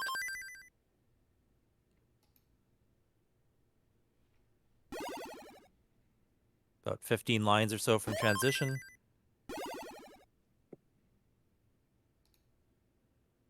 All right, they are ready. All right.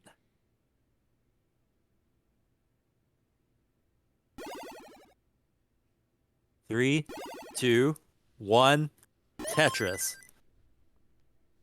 All right, down below, about to transition here. DMJ getting droughted now at the exact wrong time, trying to hold his well open.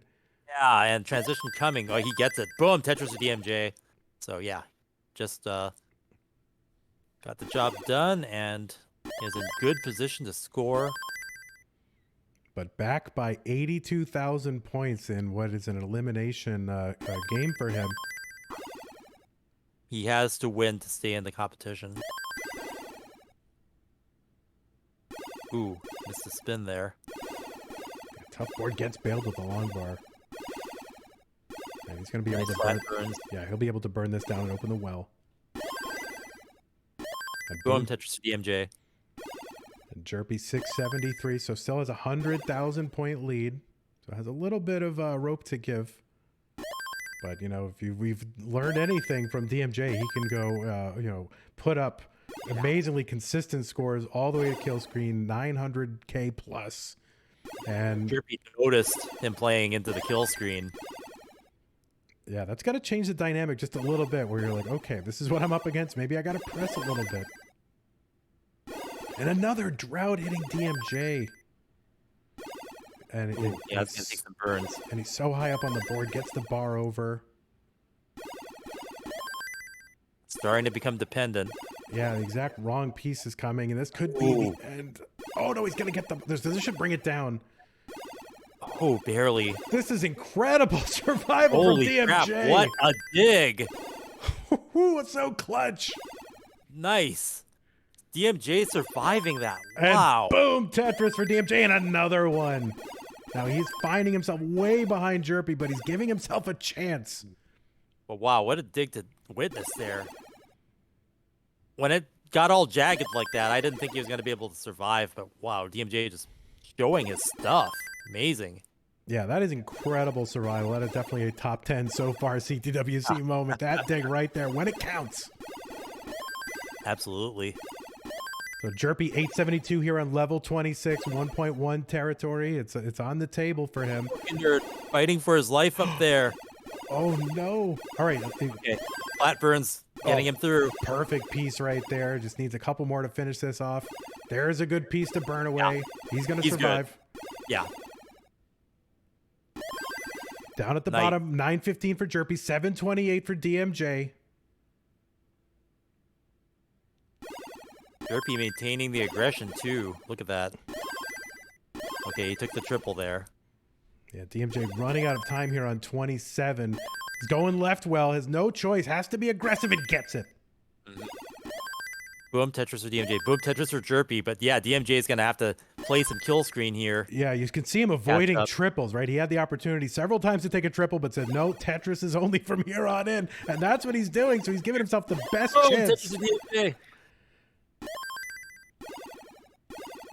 So yeah, Jerpy's got a good lead, but we don't know what the full potential of DMJ is after kill screen. Jerpy now on kill screen.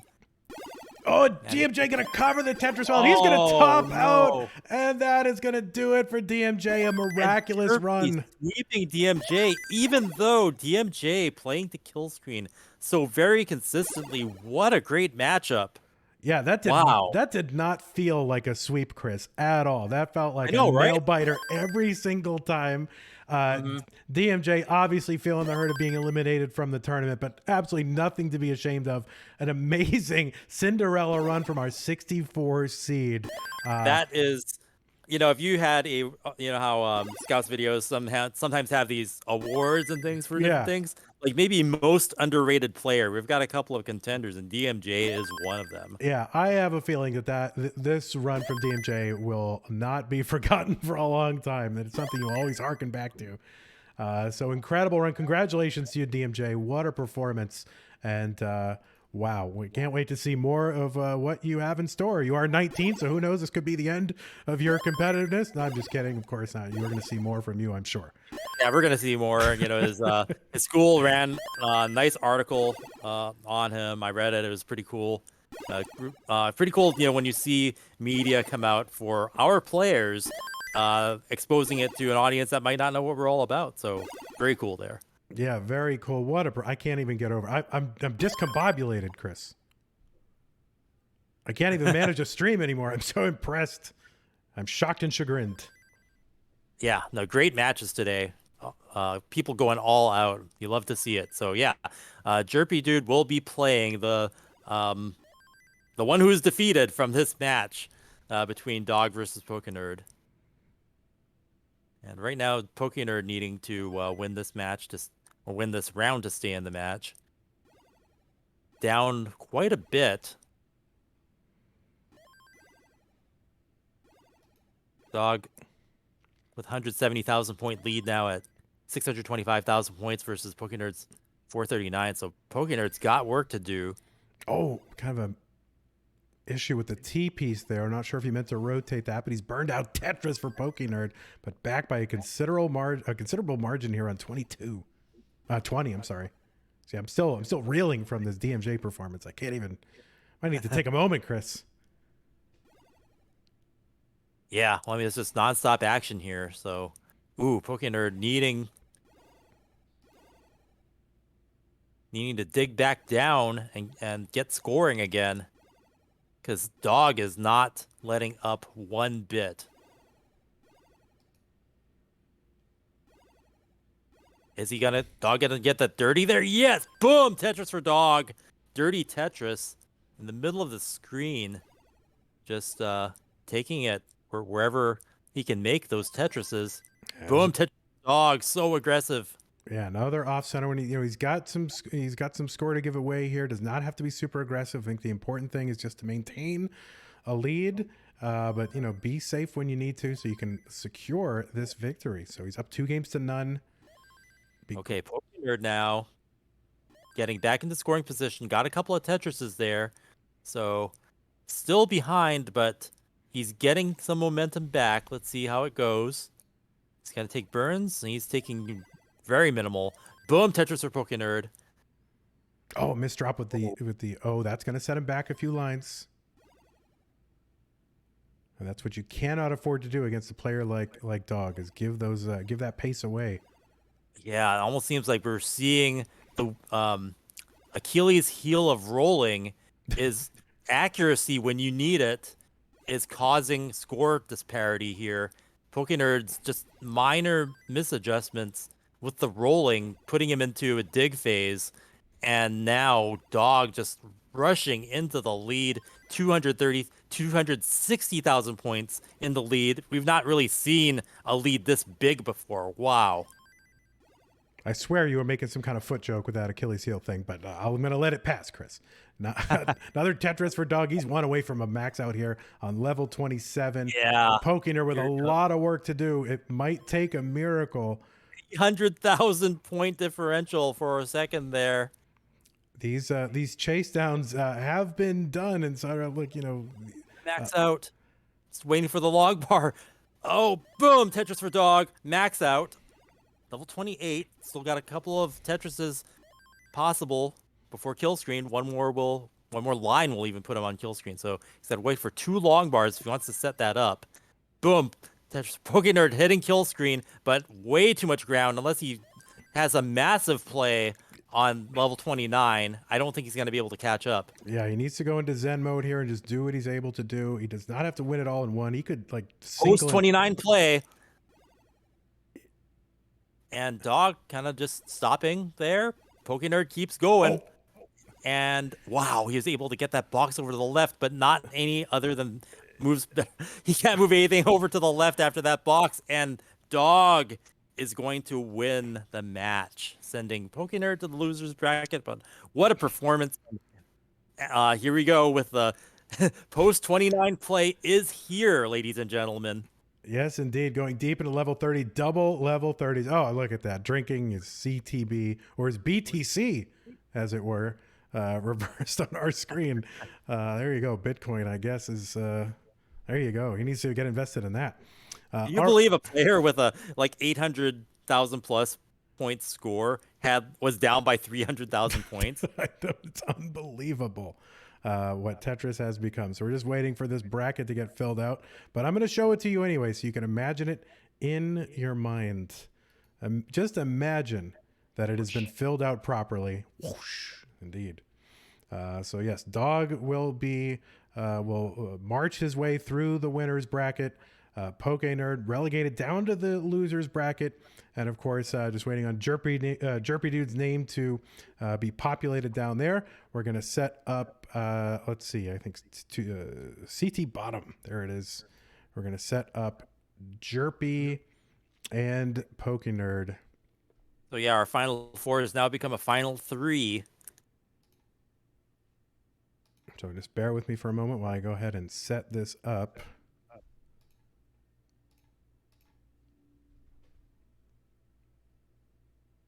Oh my God, I forgot. Oh, where are we? Okay, here we are. Oh, there. I really think I'm looking at the admin chat, and maybe Vince is going to set up that OnlyFans.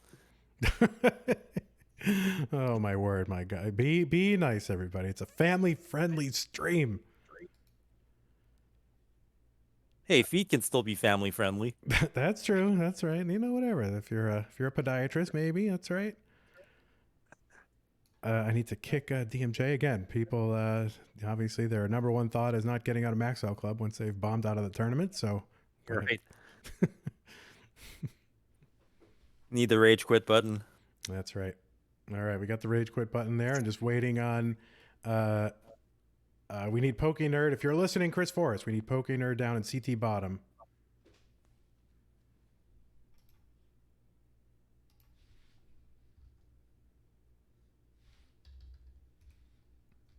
But yeah, Dog really showing us why he's the defending world champion. Such solid play, such crazy high scores, and on command, being able to get 1.1s and beyond.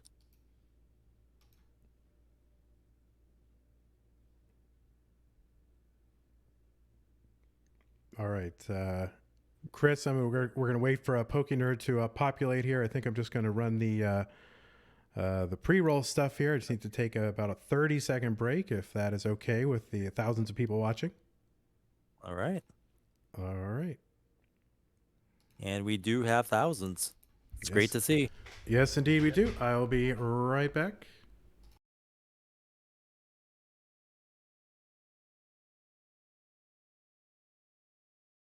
And I guess I can talk along with it. Hey, it's Xbox Series X and S, where you can play Tetris Effect Connected, also which is also released on Nintendo Switch.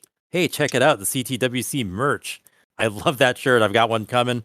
Hopefully, I'll be able to wear it either for next week's gold bracket matches, but definitely for our finals coming in November. There's our bracket. Check out our bracket, Dog. Now the top dog, winner's bracket, undefeated, showing off why he is a CTWC defending champion. Looking for perhaps a second win. There's our beautiful schedule. Although all of this is, half of it's done, so almost having the results of Group C here on Classic Tetris. Group D on Classic Tetris 2. I don't yet know the results of that, and I'm looking forward to checking out those matches after my shift here. More Tetris than I can handle at once. I mean, I'd watch it at the same time if I could, but got to focus on all the action that's here. Yes, oh, yes. And Connected 2021, the Tetris Effect Championship. I'll be doing commentary on that in November. So look forward to that. Oh, that's going to be fun. I'm really interested in seeing a whole competitive scene emerge around that version. Yeah. I was like wondering, at some point, would it be prudent to just run Classic Tetris tournaments using that since it's accessible? Like people who don't have the CRT TVs and stuff can just play. You're not going to put me in the position of choosing between those two because I love the old school and I love the new school. So we'll cross that bridge when we come to it, Chris. Yeah, looks like it. But it seems like people are hardcore enough to go out and get the real equipment. So as long as that exists, I think we're going to keep doing what we're doing. Yeah, we've got it ready on screen from Pokenerd, but I don't have a cam, and I don't think it's anything on my side. So let me just make sure that is the case. I've got the right person, right? Can I just use that button? Will that do something? It does not.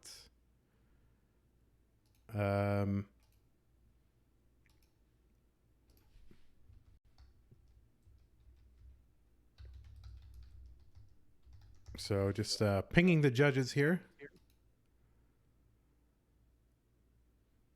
And seeing if we can get Pokenerd ready to go.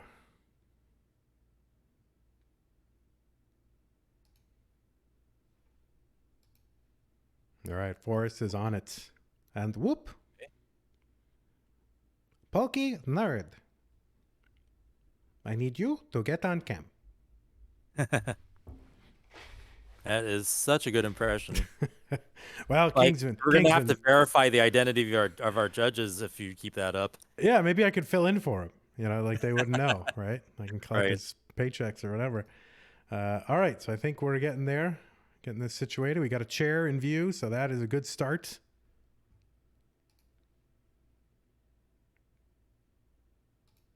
There we go. There is the chair, the vaunted chair. And let's fix Jerpidude while we got him.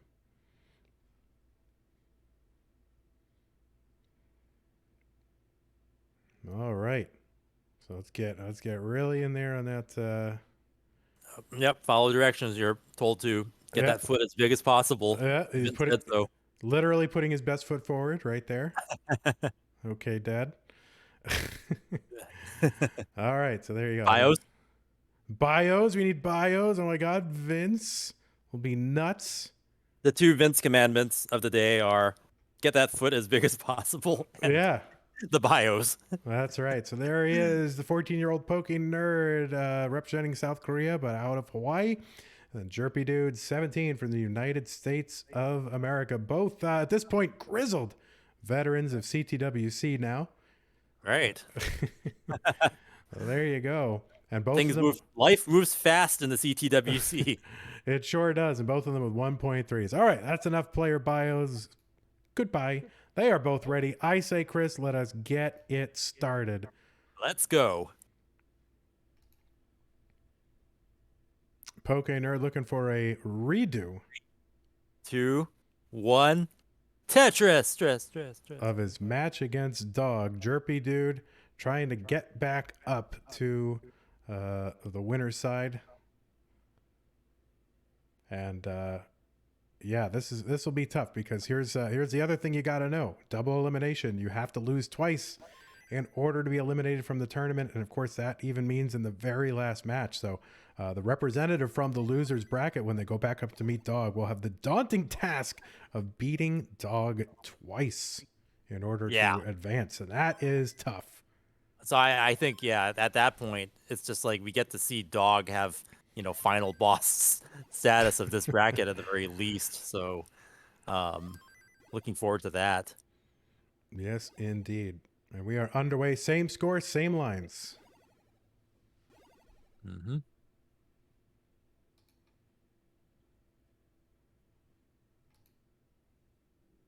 And yeah, Pokenerd, the last of the 4 rollers that our bracket has had this weekend.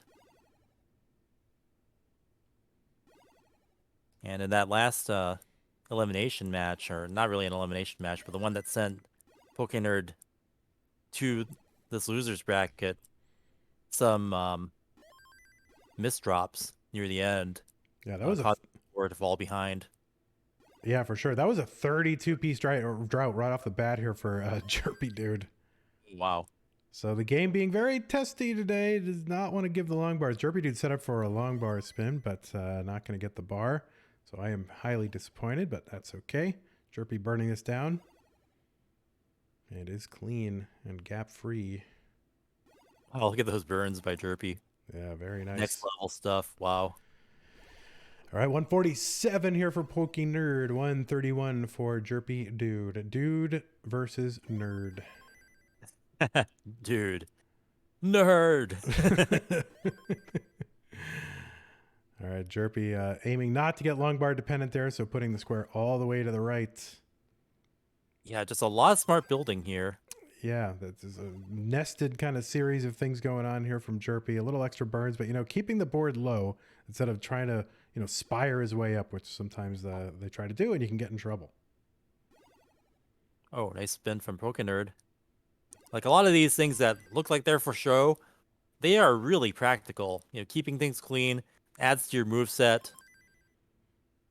And just looks so cool when you do it. Dirty Tetris for Jerpy, going to the Josh Toll School of Stacking here. Jerpy with the T-spin. Yep. Just such practical uses of those moves. Avoiding burning unnecessary lines. Boom, Tetris for Jerpy. Pokenerd ahead by about 2 Tetrises and a half. All right, both players set up, and boom, Tetris for Jerpy.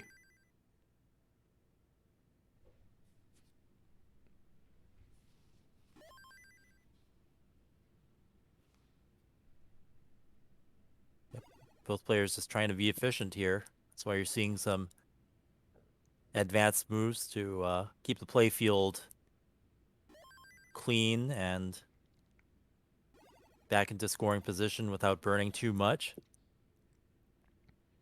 All right, 19-piece drought, and Pokenerd had to use the long bar to uncover the well, but gets another one for boom, Tetris.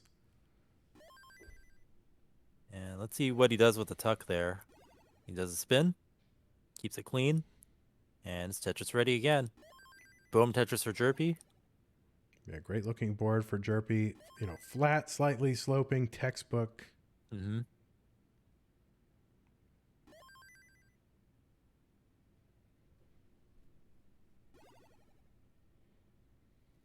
Pokenerd up by 56,000 at 409,000 points versus Jerpy at 353. Boom, Tetris for Jerpy. Coming back about a Tetris away. And with Jerpy hitting another one, we're neck and neck. Pokenerd battling back.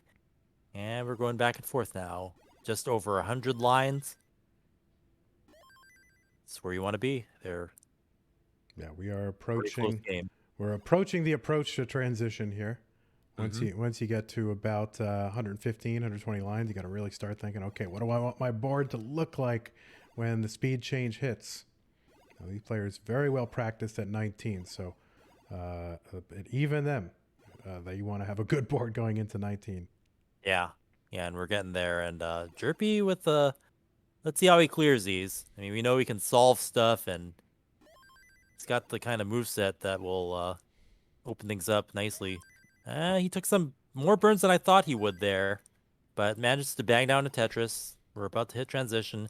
Pokenerd still with a slight lead. Widening it now with that Tetris to 82,000 points as he hits transition. 540k transition for Pokenerd, and Jerpy at 458 as he goes to transition with that Tetris, now at 482k. So yeah, Pokenerd enjoying a 800 or 80,000 point lead now at 567,000 points versus Jerpy at 483k. Yeah, part of this is knowing your opponent. I think Jerpy knows that Pokenerd has been a little inconsistent to this point, and so as long as you can sort of stay within, striking distance, you don't have to go super aggressive and then just hope your opponent makes a mistake that you can capitalize on. Yeah, I saw a lot of good safety burns and stuff coming up to this point, so they're here to win. Yeah, it is not always about just going maximum, pedal to the metal the entire time. It's about knowing the opponent and being able to ramp your aggression up and down based on the situation. Sometimes you got to gamble, and sometimes you got to be as safe as you can possibly be. Yeah, I mean, the big surprise to me in that regard was when DMJ was whipping out that post 29 play. Yes. Oh, Pokenerd in a little bit of trouble here. I mean, this is burn downable, but it'll cost him some pace. And Jerpy has perfect board right now. Yeah, it's a difference. We see Pokenerd getting a little dangerous more of the time than Jerpy. Yeah, no, Pokenerd very lucky that Jerpy got droughted just about the same time that he was burning, because Jerpy was not able to capitalize and cut into that lead too much. Okay, but yeah, Jerpy was just able to bang down Tetris there, and his board is back into great shape. Boom, Tetris for Jerpy. Almost completely caught up now. Yeah, now it's Pokenerd's time to get a little bit droughted. 20-piece drought there, but finally caps it off with a Tetris. Boom, Tetris for Pokenerd. Now it's about 50,000 point lead. With another Tetris, and yeah, Jerpy hitting a Tetris too. So Pokenerd still up by 50,000 points at 822,000 versus Jerpy at 774.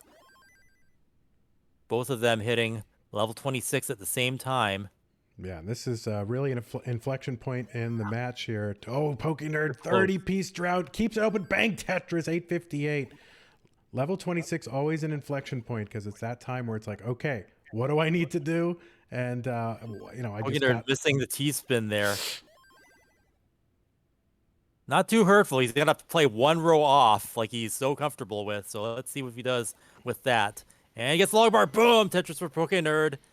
yep, 931k. He is a couple of Tetrises away from maxing out. yeah, Jerpidude, 45,000 points away, a Tetris and a half. There is a Tetris for Jerpy. Pokenerd has a few lines in hand, but is burning here. Oh, gets a Tetris. Crucial So yeah, Tetris. one more for max out. There's one for Jerpy. Jerpy setting up the Vit's. Going to have to take care of it some other way. There's a Tetris for Jerpy. Needs 16,000 Pokenerd maxes points. out. Needs 16,000 and can't get it. Oh, and Pokenerd, yeah, with that max out, takes that round. But both players hitting kill screen. Yeah, Pokenerd's still going. Doesn't need to really score after that, but wow, what a performance. And as expected, both players pushing to kill screen. Not really doing much past kill screen, but definitely having to utilize everything that they've got at that point. All right, both players are in fact ready, so let's go.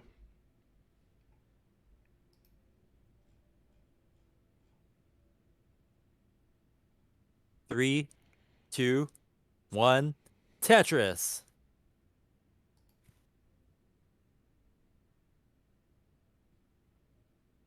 So yeah, that was a really close match, and really just how they played it out at the end. It could have gone either way, depending on who maintained their aggression and who kept hitting line clears and Tetrises, possibly post 29. Jerpy with those 2 points again.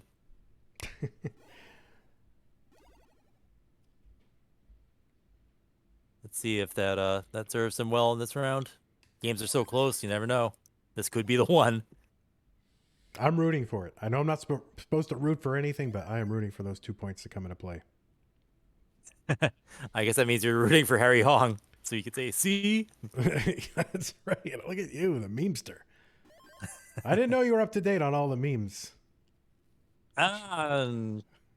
You either are up to date on them and you make them. Yeah, or you become one. So there Yeah. you go. All right, so we are neck and neck through about 20 some odd lines. Yeah, definitely. This is a great match. Just you know that you're gonna see some kill screen here, so let's go.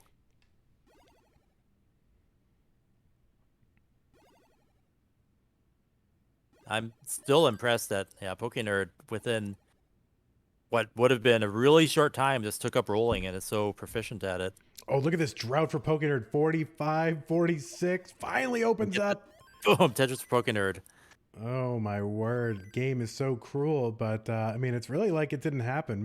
My board would be totally messed up, but his, it's like nothing happened. A little bit high, but able to resolve it. Yep. And that is, what part of what this game is. It's you can't say, oh, I got a drought, so therefore I just lose. I mean, you have to manage these droughts. They come, and you just got to be ready to manage them.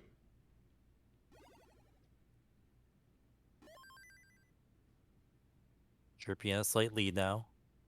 And boom, Tetris to Pokenerd. We're going back and forth, neck and neck.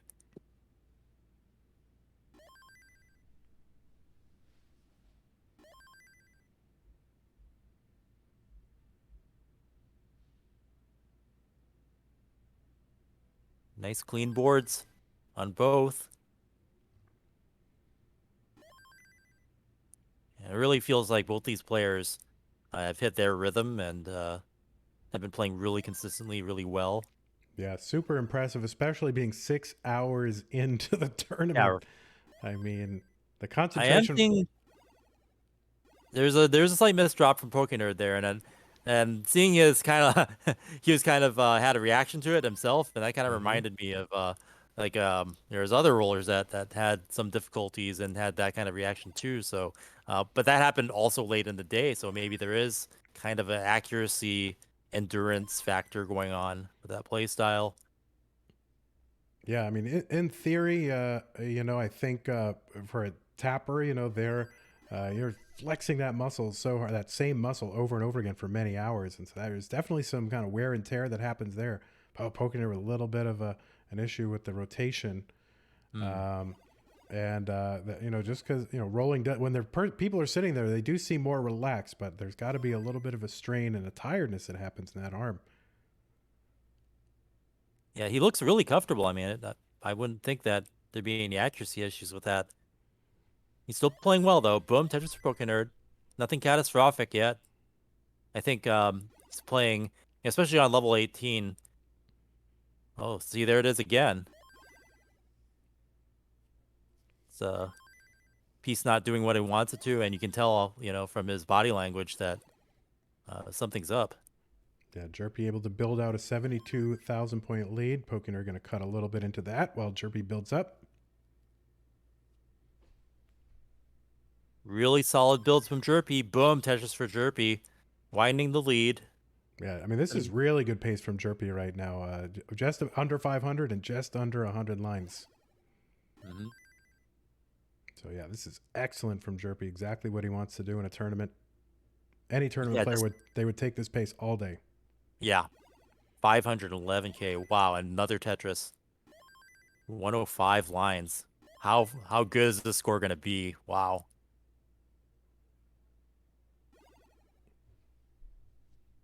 And with that, it's almost like a team effort, and he's got a great opponent in Pokenerd who's going to push that so we can see its full potential. But Pokenerd, if he wants a chance, he's going to have to get to work here. Start catching up. He's got one game in hand, so that should help, but things can change quickly in this sport. Tetris for Pokenerd, 492. Jerpy at 625 through 121 lines. He can still get a couple more Tetrises for transition. Yeah, could get 3 if he doesn't burn. Are 700K transitions like a thing? They are a thing, and they are rare, and they are amazing. He would fall just below that here, but it would be pretty darn close. Yeah, it'd be pretty close because he's not gonna transition yet. 30K away. Is he gonna go for it just for? I don't think so. I think these players... there it is. There it is. There it is. 695 transition for Jerpidude. Unbelievable, huge transition here in tournament.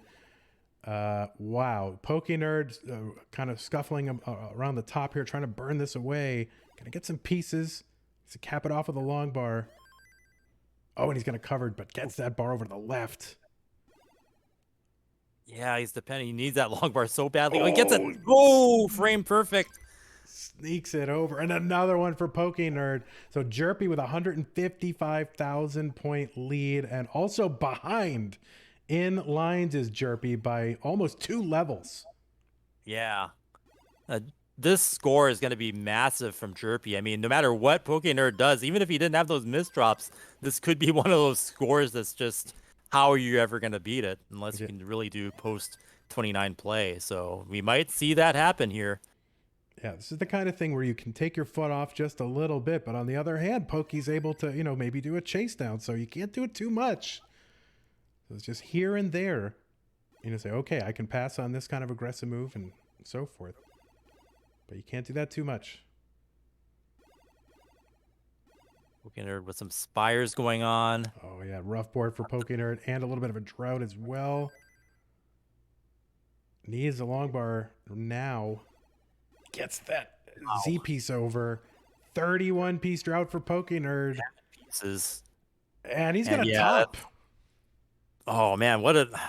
You kind of want to see Jerpy play this out because it's such a high-scoring game. Yep. Well, Jerpy's got a 1.3. He's done it before. This is old hat for Jerpy, so he's okay to just continue, move on, and stay hot into the next game, right?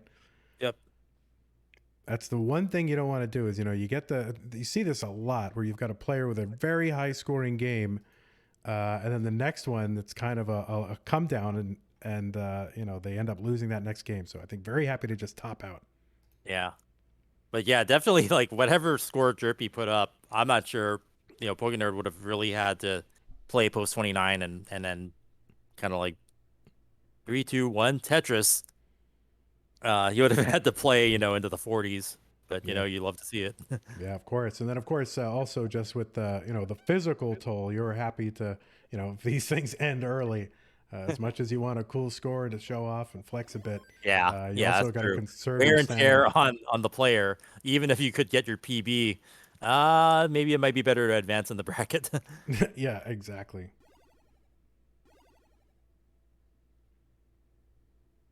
All right, Pokenerd already with a little bit of a dependent board here.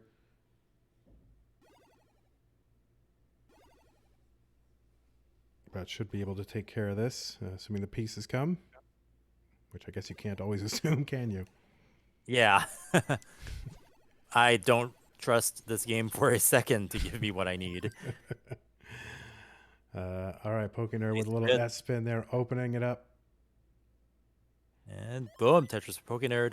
Yeah, finally, first Tetris, 14 lines in. Jerpy just really maximizing those pieces. Boom, Tetris for Jerpy. Just the way he's moving those pieces now to maximize every single thing without clearing too much with the spin there. Yeah, Jerpy playing with a lot of confidence and a lot of precision right now.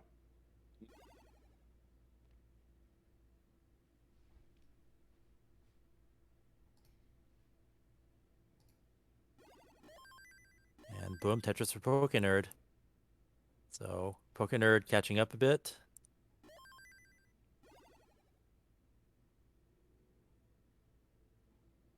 Another close game coming into shape here. Yeah, both players just love to do that spin to keep things neat and to minimize unnecessary burning.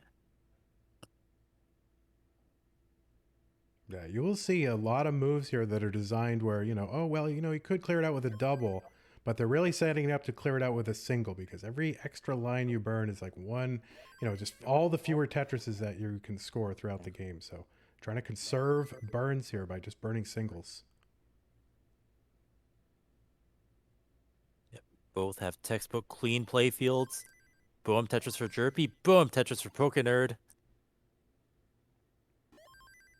Boom, Tetris for Pokenerd.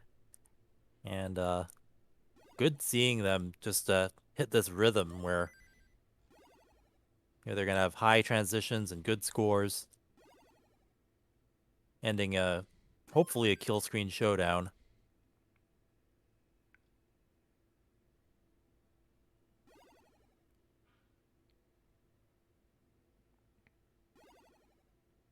Right, Jerpy on pace for another 600k transition if he keeps it up. Yeah, 81 Tetris rate.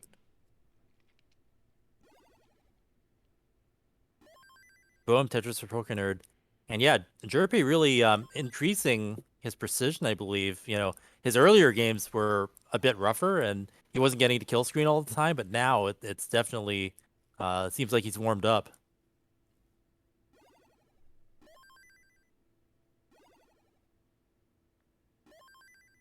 All right, Tetris for Pokenerd, 303 through 81 lines and 399 for Jerpy. Yeah, so Jerpy is actually widening that lead as this goes on slowly.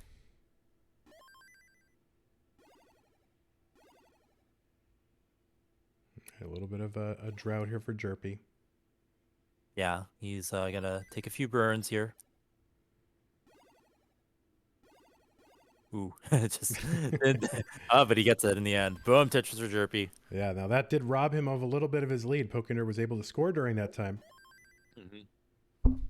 Yeah, it was only a couple of burns too, so really they're squeezing every bit they can. They have to. With Jerpy just killing the long bar there. That was an unnecessary murder. I don't know about that one. But I guess he didn't want to create a spire that badly. Yeah, very risky with those spires. Even if in the end you can manage them, there's still a bit of risk involved with it. And this is a point where you don't need risk here. All right, a little bit of a panic placement here from Jerpy. I'm not sure if that was what that was on the heels of, but able to clean it out. Yeah. Yeah, I mean, he makes it look like it was intentional. Boom, Tetris for Pokenerd. Maybe it was. I mean, he could be playing on, 4-dimensional chess here. I think on some level, the best Tetris players always do that. That's true. And boom, Tetris for Pokenerd. Catching up a bit. Half Tetris up behind. So, close game. Any way you slice it. Yeah, since the midway point to transition, Pokenerd has had the better pace. But Jerpy now with a few burns here, and Pokenerd actually going to take the lead. Okay, Jerpy transition. Yeah, Transition. Yeah, Pokenerd with the better transition here. So it is down to the wire here in game 3. Yeah, I'm just dying to say it. You are Neck and neck for a second. I Oh got my to God. I saw 2000, so neck and neck. I'm sure we'll hear it a few more times before the broadcast is out, Chris. I hope so. Because whatever we end up getting, it's shaping up to be a killer match. This is what it's all about. This is CTWC 2021. Boom, Tetris for Pokenerd. Yeah, Pokenerd extending that lead now. Yeah. Slowly but surely, yeah, he's come back. Wow. Oh, look at the pace going up.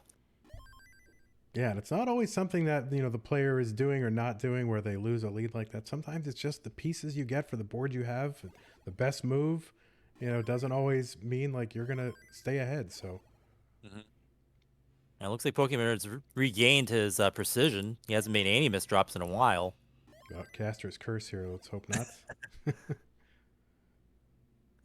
He looks comfortable. Oh, and Jerpy having some misdrops. All of a sudden, that left side looks so scary. Now we should be able to get pieces over in there, but it needs to get the pieces. Uses the long bar for the right. Not a long bar. Oh no, that's fatal. And yeah, that is going to be the win for Pokenerd. Yeah, really come from behind in game 3. Jerpy looked like he was really on cruise control the entire time. Solid, yeah.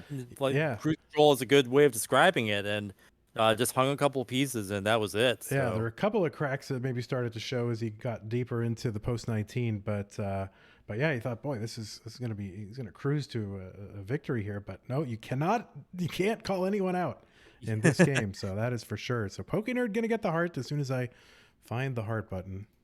There it is. So up 2-1 Pokenerd, and Jerpy 1 game away potentially from elimination. Needs to win this one. So a huge game now for Jerpy. Elimination game here as we determine who our final 2 are going to be. 3, 2, 1. Tetris.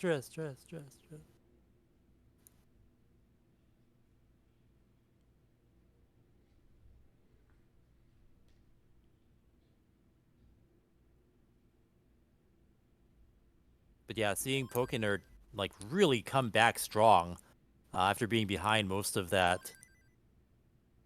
level 18 phase. He's got all the momentum now. But Jerpy's a survivor. He definitely had to weather so much. Pokenerd only just losing once, or the only match that he lost was to Dog so far, so Jerpy having to go through a lot more to be here. Yeah, you bet. But then again, Pokenerd having to go, pile his way through, the winner's bracket there. So very difficult. But we shall see what happens. I mean, I'm floored at the level of competition we've got. I mean, these players are just giving it their all, and just to 6 hours again deep into the broadcast, to have this level of concentration, taxing. Yeah, and once again, there is that natural disaster that happened. Yeah, that's true. That is true. Boom, Tetris with Pokenerd, neck and neck. Jerpy with a much prettier board, but Pokenerd, having to take some burns, but he's gonna make things as neat as he can once he can.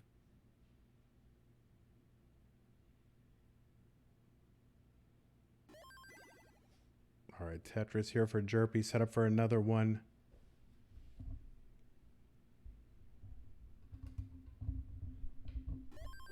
And boom, Tetris for Pokenerd, boom, Tetris for Jerpy.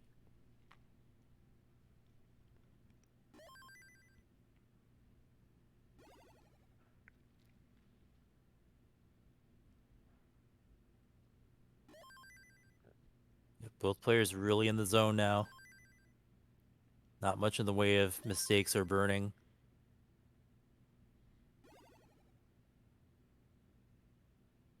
Ducks from Jerpy.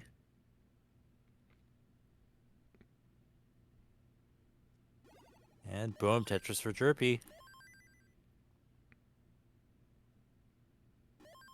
Boom, Tetris for Jerpy. Now in the lead. Pokenerd just needing to catch up with receiving the pieces. Boom, Tetris for Pokenerd. That's the one thing I'm good at, Chris, is receiving the pieces. Every other Tetris skill, not so much. Yeah. Sometimes you receive them, and yeah, whatever you do with them might not be not be the best. Usually is not. 299 here for Pokenerd. He's gonna Tetris 322. Jerpidude 338. Yep, this will be a close game. From this moment, you're neck and neck, less than a Tetris apart. All right, a little bit of a drought there, and some relief from Jerpy. 362, still in the lead, less than a Tetris. And a spire there from those O's. Ooh. Jerpy on alert and getting droughted. Okay. Gets what he needs. Oh, I'm surprised he didn't do the flat burn there.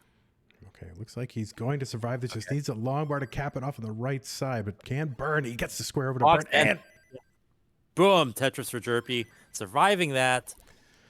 And the expression, you can tell. Much relief and approval.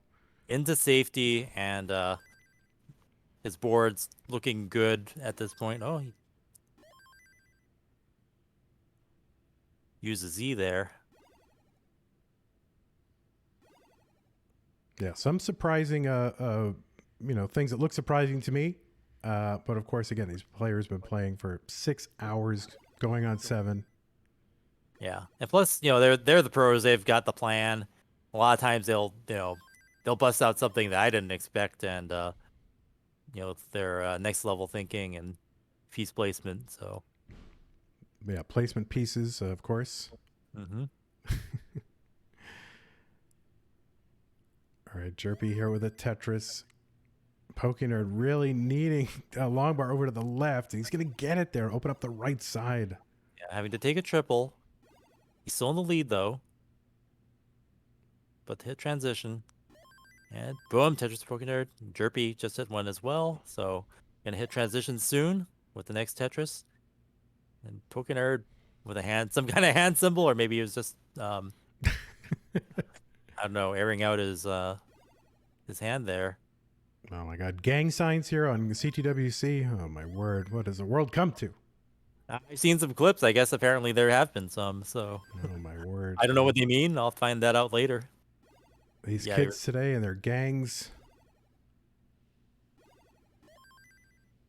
All right. Pokenerd with a nice big lead here. 78,000 points. And just flinging pieces over to the left like a madman. Yeah. The power of the rolling there.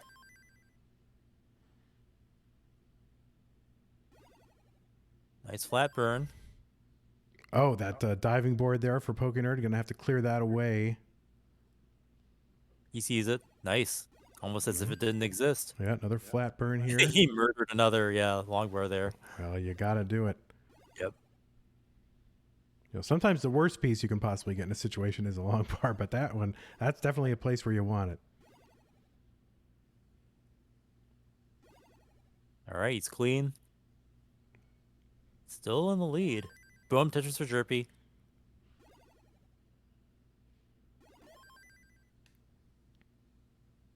So yeah, Pokenerd not letting up one bit.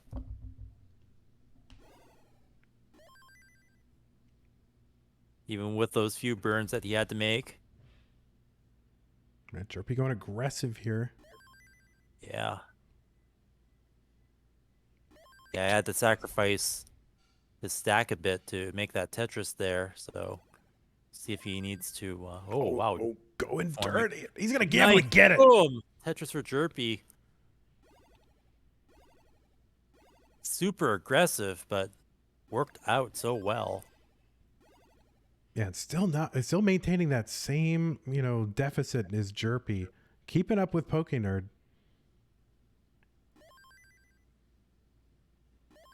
Pokenerd stack looking so good. Boom, Tetris for Pokenerd. And boom, Tetris for Jerpy. We are hurtling towards kill screen here. Some amazing scores.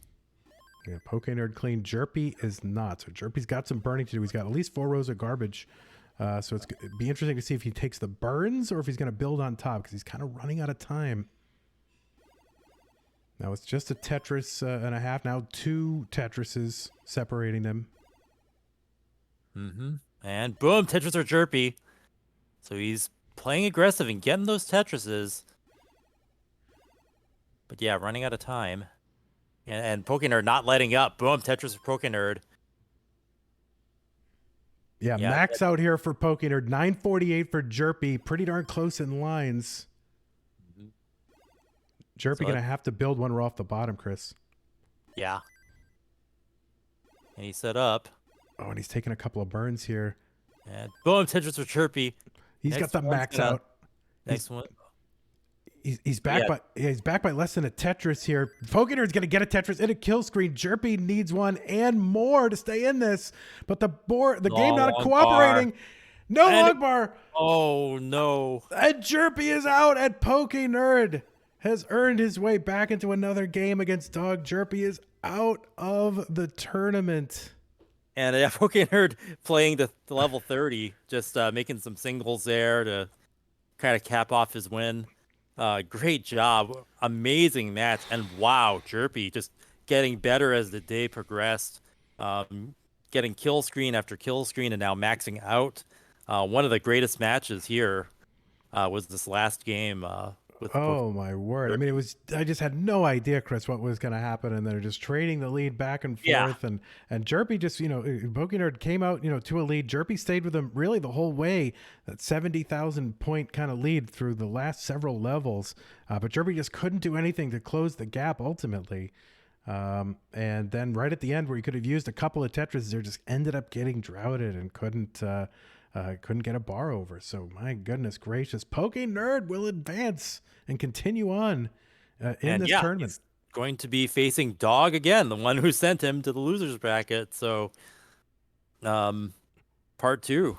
Yeah, as happens so often, you get down to the losers bracket and you end up having to face again the person who knocked you out of the tournament in the first place. And that is what we are up against now. So I'm just going to give some direction here to Chris Forrest. Go ahead and put Pokenerd up Pokenerd up into CT1 top. So there you go. I don't feel like typing. All right, we'll get all this set up, Chris. And we'll see if Vince wants us to do anything here before the final game. Or maybe Vince is asleep. I haven't heard from Vince in a while. Vince, are you awake? Apparently not. But all right, I'll go ahead and set up the next game here. Okay. Because, this is going to be our last match of the on night. Classic Tetris. Yeah. That's right. We know our final 2. With Pokenerd having to defeat Dog twice if he's going to be the one to make top 8. Yes, indeed. So it's going to be Dog Pokenerd again. So we need Dog in the Cam and Dog in Max Out Club. Chris Forrest, if you are listening.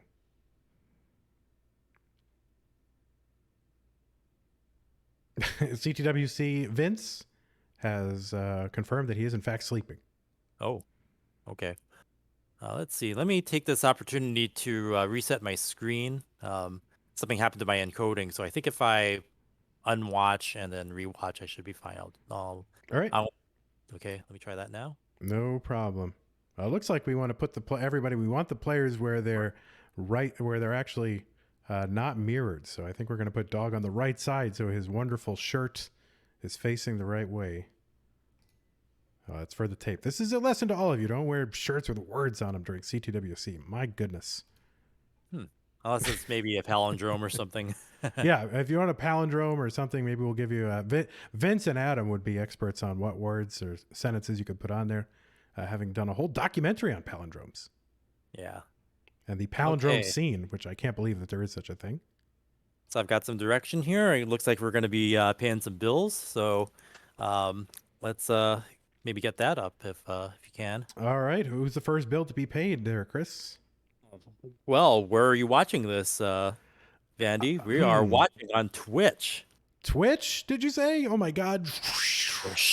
Twitch. Yes. Launched in 2011, Twitch is an interactive live streaming service for content spanning gaming, entertainment, sports, music, and more. But we are here to see the video gaming. And what better video game to watch than one of the most universally loved games, Tetris? And a big thanks to Twitch for putting us on their front page and supporting us this year, being one of our sponsors. We wouldn't be able to do this without you, Twitch, and getting our live stream just up and running and having this kind of audience and being able to get subscribers and bits and all these great elements that make video game streaming such a phenomenon is that's Twitch. And that's what we are offering in Classic Tetris is video game streaming. So we wouldn't be able to do it without Twitch. And a big thanks and shout out to twitch.com.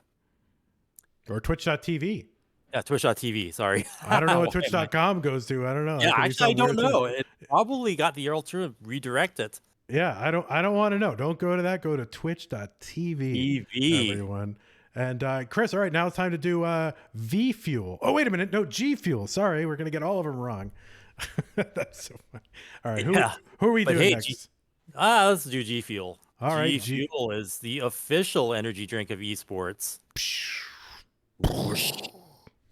It is the official energy drink of esports, so you got to try their new Tetris Blast flavor. Can you imagine in the year 2021 that we'd actually have a official Tetris drink of some kind?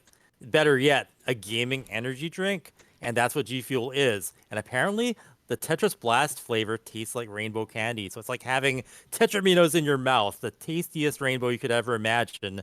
Boom, Tetris in you. Wow. Get 25% off at gfuel.com with the code CTWC25. So you get 25% off, and this offer ends November 15th. That's right around when our season ends. So definitely in line with what we do in Tetris and our season. Yeah, if you want to be drinking G Fuel while you're watching the top 8, you better order it now and use that code. That is for sure. Mm-hmm. All right, what's next, Chris? Oh, let's talk about Xbox.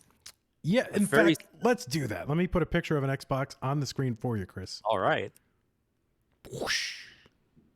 So yes, very special thanks to Xbox. They were the first of our really major sponsors, and definitely, when we first got that, we were like, we got Xbox? Oh my gosh, that is so awesome. So yeah, thank you to them for sponsoring our competition.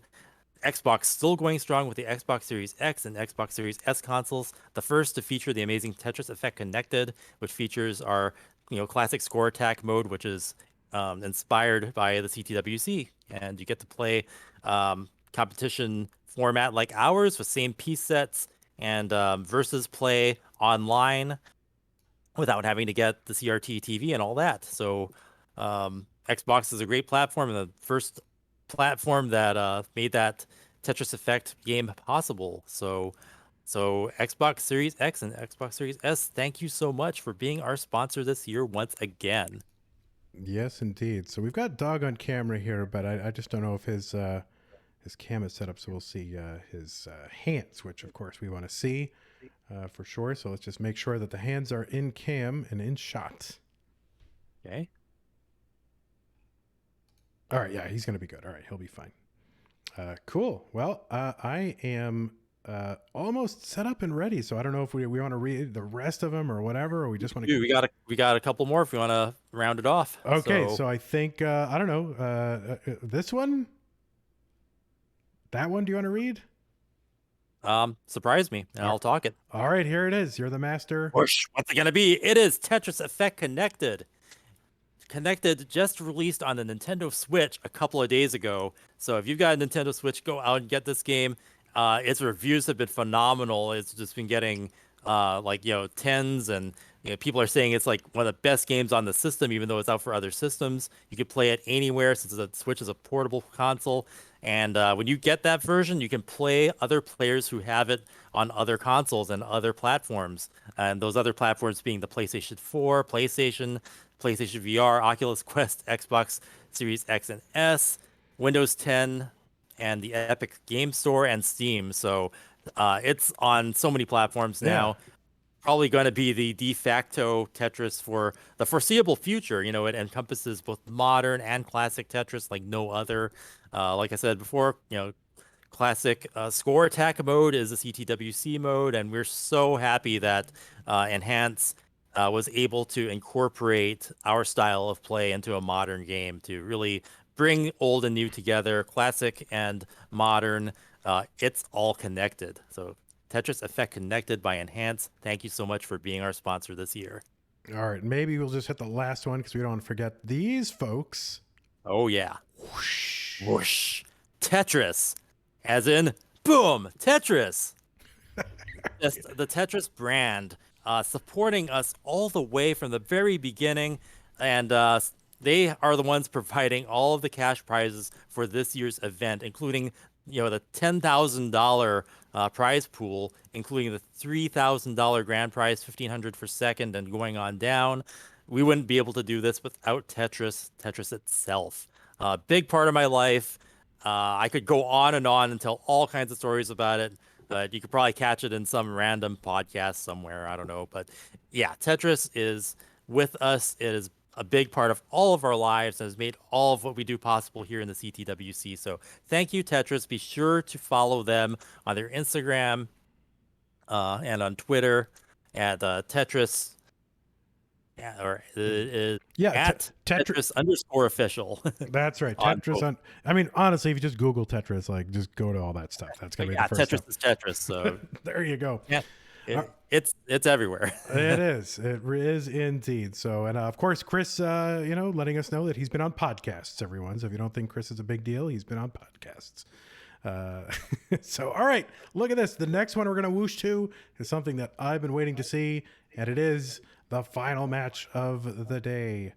With final match, and I want to feel, I get this feel from Dog that he's like gonna be the new final boss, right? Like, it's he's a reigning CTWC champion, you know, from 2020, defeating his brother Andy, and just with the skills and the performance that we've seen out of Dog today, insane survival skills, insane stacking skills, just the total package in Dog.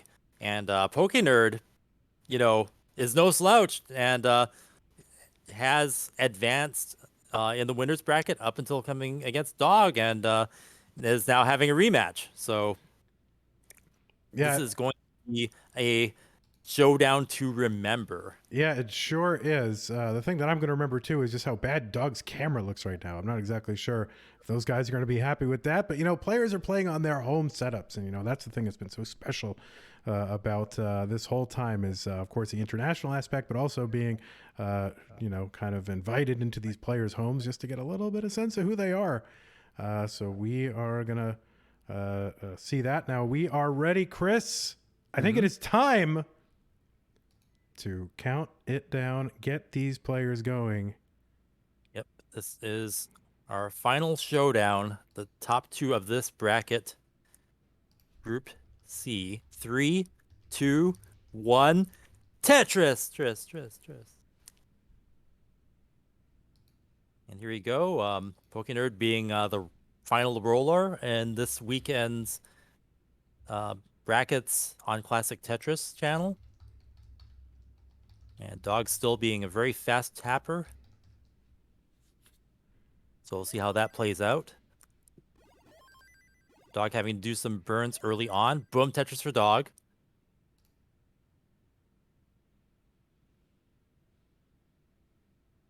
And as we saw earlier, Pokenerd being able to play post 29. And we know Dog is capable of that as well. So we could be seeing some deep play here. Definitely looking forward to that. That's going to be exciting.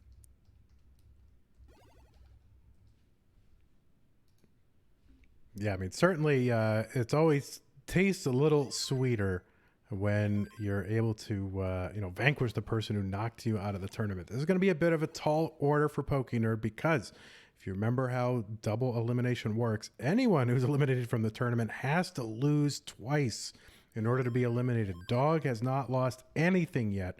So that means Pokenerd is going to have to defeat him in back-to-back best-of-5 matches if he wants to continue on and make the top 8.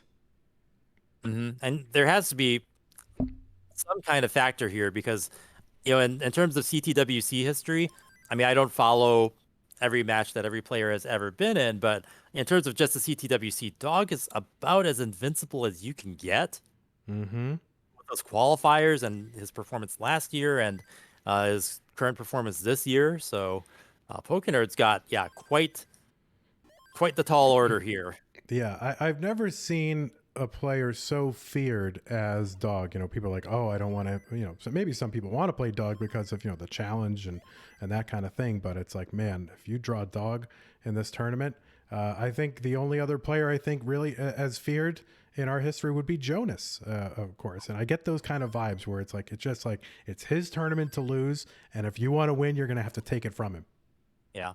And I think, to a definite extent, Joseph had that status too when he was champion. So it's something that our current champions are really quite the best for their time. Like it's such a nice thing to be able to say that, like, because it really means that the title means something. Yeah, and the thing I think that you find is that these titles are not a fluke, right? The players who have earned them, they come back and either they are super competitive the next year, or they win it multiple times. And Dog certainly wants to kind of put himself in that rarefied air of multi-time CTWC champion, of which there's only been 2 so far. Yeah.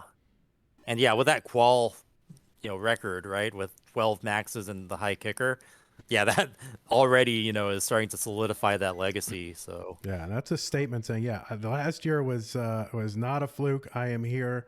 And I am something to be reckoned with. Pokenerd, though, in the lead now by more than a Tetris. Dog looking to fire back. He can even it out. He's got more material on the play field. But Pokenerd hanging every bit with Dog.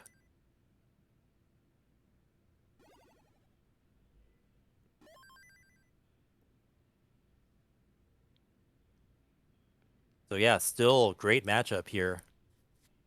Looking to see, double kill screens, possible max outs. Yeah, and it would not be unprecedented, by the way, for someone to come through a loser's bracket and win twice. Of course, Nenu did that last year against Sharky, right? And in fact, also had to face the player who knocked him out early on in the tournament. So would not be unprecedented, is not impossible. So do not count Pokenerd out, despite the because of the enormity of what he has to do here. Also, the last games for Pokenerd were super solid. So like Dog, maybe, with some warm-up time, they can reach their peak over the course of a day. Yeah, definitely. 553 here for Pokenerd. Dog, 515, and he's going to Tetris, so we are still within about a Tetris of each other. Yeah, really close game here. It's exactly what you want to see for a finals.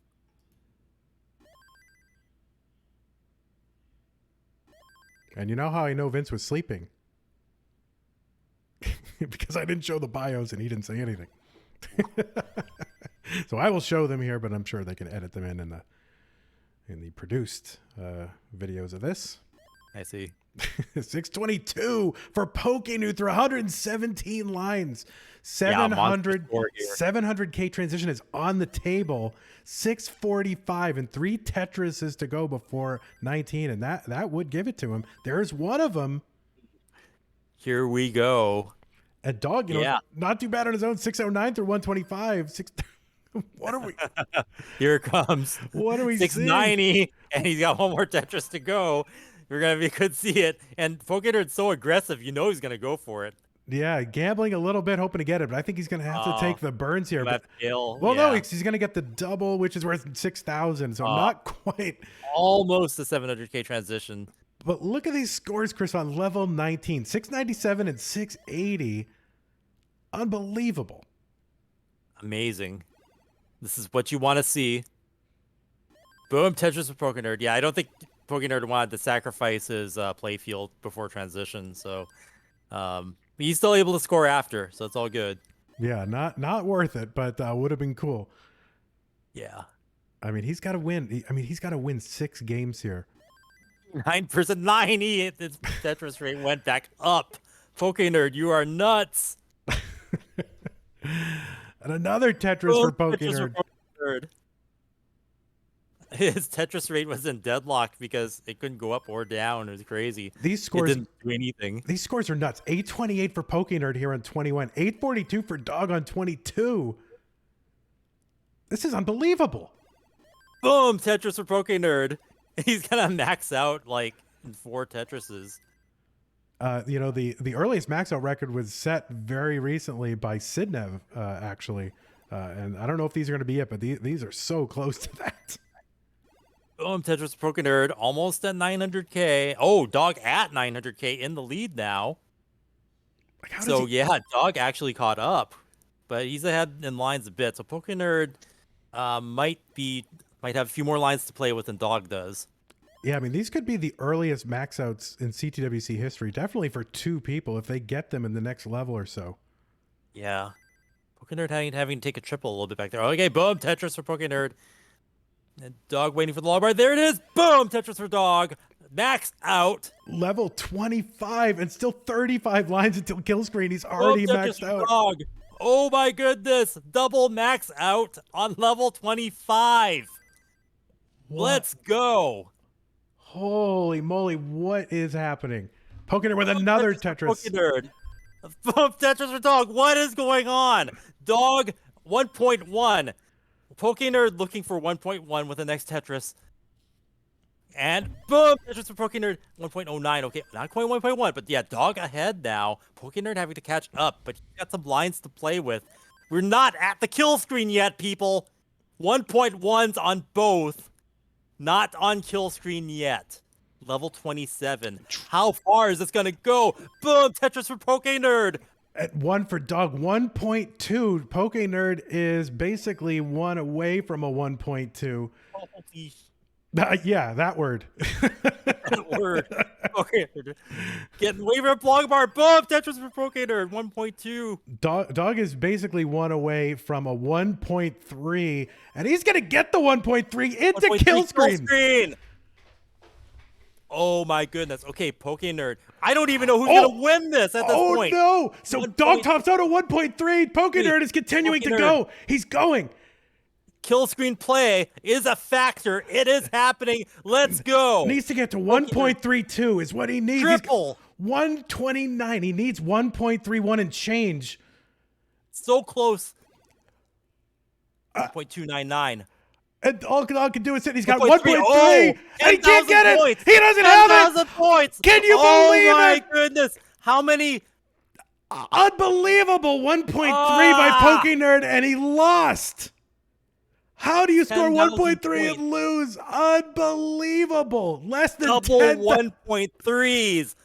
That is a record, people, I think. Unless there's something on the other channel happened. But yeah. The highest losing score ever that we know of in certainly in CTWC history. I don't know what happened on Classic Tetris 2, but unbelievable double 1.3s.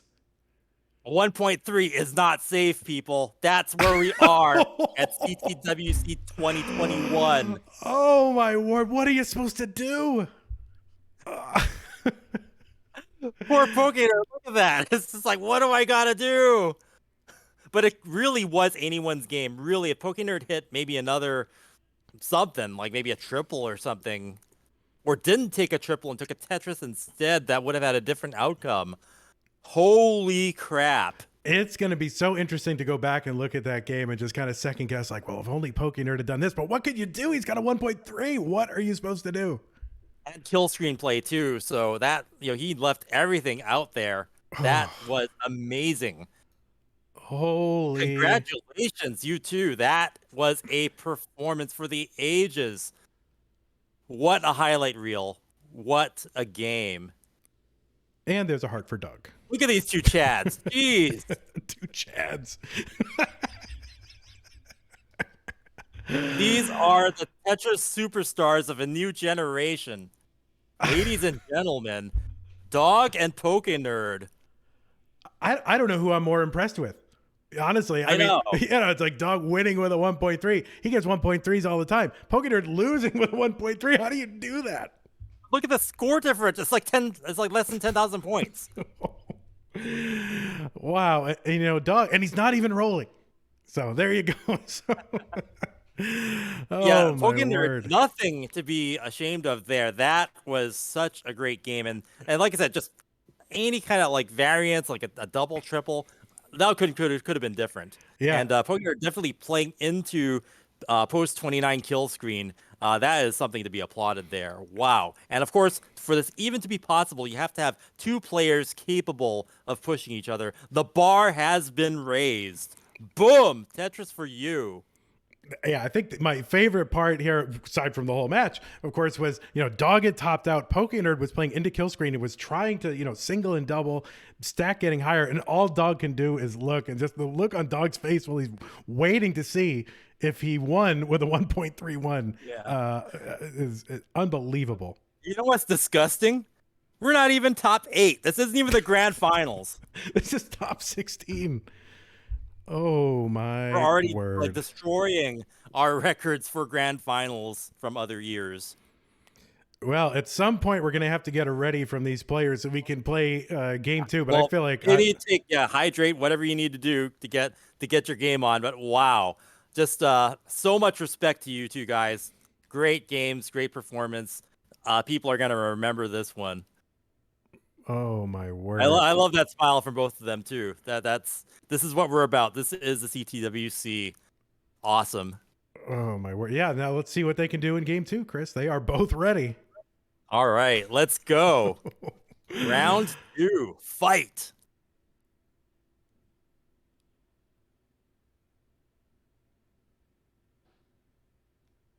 Three, 2, 1. Tetris. And Dog with a swig going into the game. Chris, I'm speechless. That was like the first round, yo. Oh, did you call them Chads? I called them Chads. You wouldn't? I didn't, but you did, and that's awesome. I love it. Oh my word. I mean, I would kind of wish we're in a live event and they're in the same room. Can you imagine they'd be hitting high fives all over the place, man? Oh my God. That was so cool to watch, and what a moment for our sport.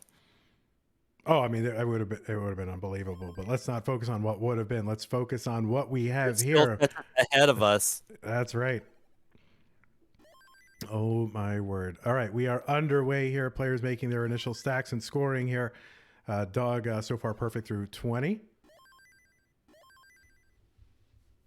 And Pokenerd with 94,000 at 117 through 24. So pretty darn close. Yeah, at a certain point, Yeah, Chris, now- we have to stop being excited. That's the problem because... Well, that one was the one to be worth excited about. Oh my word. And we can only hope that can be repeated later. I mean, I'm a little afraid we might not see something. How can you compare with that, right? How can you do better? Will we ever even see a match that crazy, going on into from now till November? I don't know, but let's hope. I predict yes. Admin just said. That's right. You can hold me to it. I predict we will see a crazier match. Okay. All right. 210 for Pokenerd, 228 for Dog. We've only just begun, Chris. We're not even halfway through CTWC 2021, and this is the insanity that has taken place. Well, we knew this bracket was so stacked. Like, we just looked at it and we're like, yeah, this is going to be crazy. Yeah, and even players who maybe, certainly, we don't follow throughout the year, things like people like DMJ and Luis yesterday. I don't know if we're allowed to mention what happened yesterday on our own channel, but certainly some We incredible can refer players. to it. We just don't want to give away the outcome. That's all good. Yeah, some incredible players. Deeper into the bracket here, the skill gap has closed quite a bit, but you can see, players at the top. They have earned their way at the top, and maybe they're, kind of cut from different stuff, even from the great players we have at the bottom. I mean, it's such an incredible ability that these players have. And plus, even if those players are relatively unknown, or if they're, you say, starting from the bottom, things change. I mean, Pokenerd, I watched him last year. I thought he was pretty good, but now he changed his play style, and in just the course of a year, look at what's happened. Like, Pokenerd of 2021 might have won 2020. Definitely would have won any year before that. So, evolution is going on even with our new players, and that is amazing. So we've got an extremely good pace over on Dog's side. Again, the kind of marker we look for at about 80 lines is about 400,000, and already has exceeded that through 75 lines. So, and Pokenerd with a decent pace through the same number of lines, but Dog just a little bit better. And another Tetris for Dog here, 439.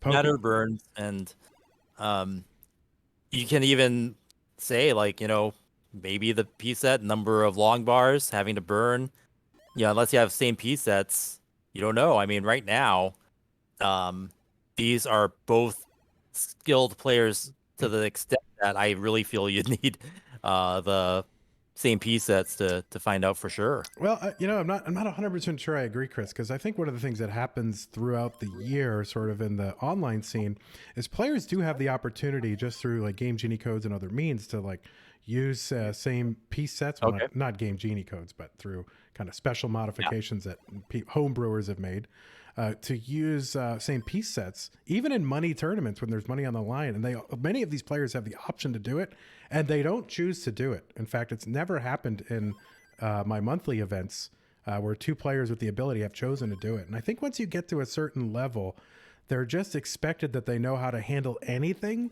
and less of their results have to do with the RNG and more has to do with their skills. So I think there's a case to be made for some, kind of lower level skill levels that being dependent on. But if the game only gives you X number of long bars and it gives the other player a lot more, well, sure. If there's a huge disparity, sure. But it's pretty rare, I think. But I don't know. Reasonable people, Chris, can disagree. Sure. But yeah, and I don't think in any way that this format is impoverished because we don't have same piece sets. Certainly the double elimination would mitigate a lot of that. Yeah, for sure. Yeah, I just don't want to see a player go down because they got infinitely droughted or something. And we've seen a few games end that way, and that's not the way you want to go out. You want to go out like, if you're gonna go out at all, like the last game that we saw from Pokenerd, like that's not, you don't even feel like you lost if you perform that well. Yeah, and exactly. that's what you want to see. So speaking of big paces here, Dog here with another 600K plus transition. Pokenerd not quite there, 500K plus, and fighting at the top of his stack. This is going to be tough to dig out of. It gets the long bar over. Yeah, good survival skills, but that's going to be too tough to burn down, and Dog's going to take that one. All right, heart for Dog here. You are good, sir.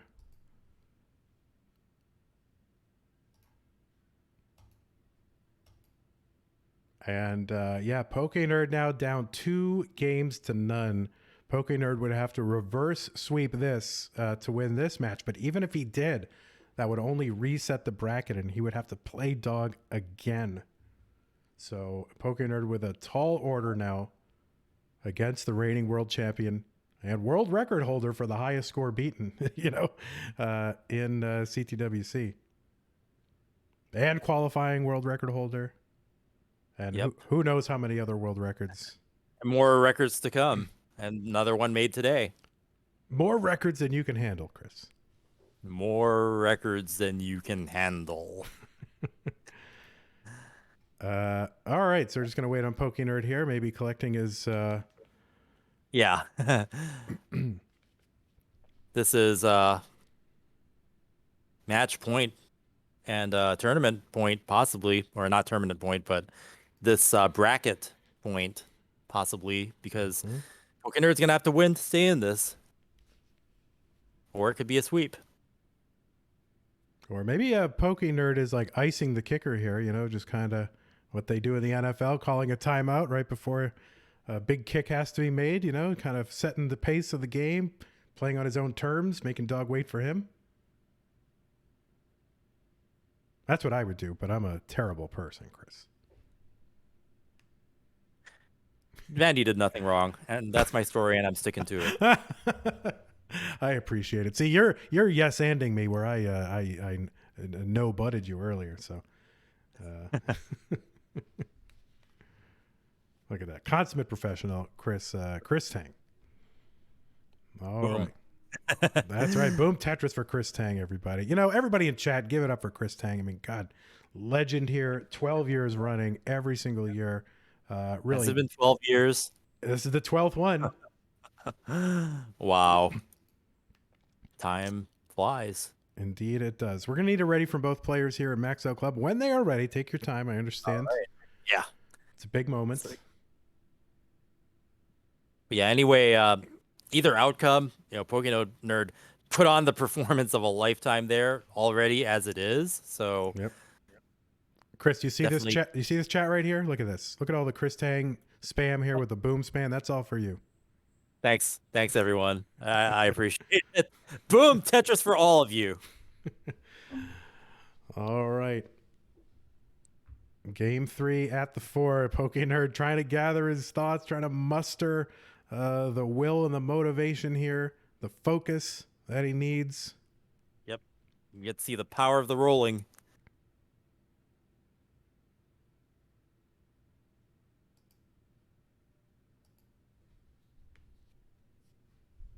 All right, I need to hydrate too, man.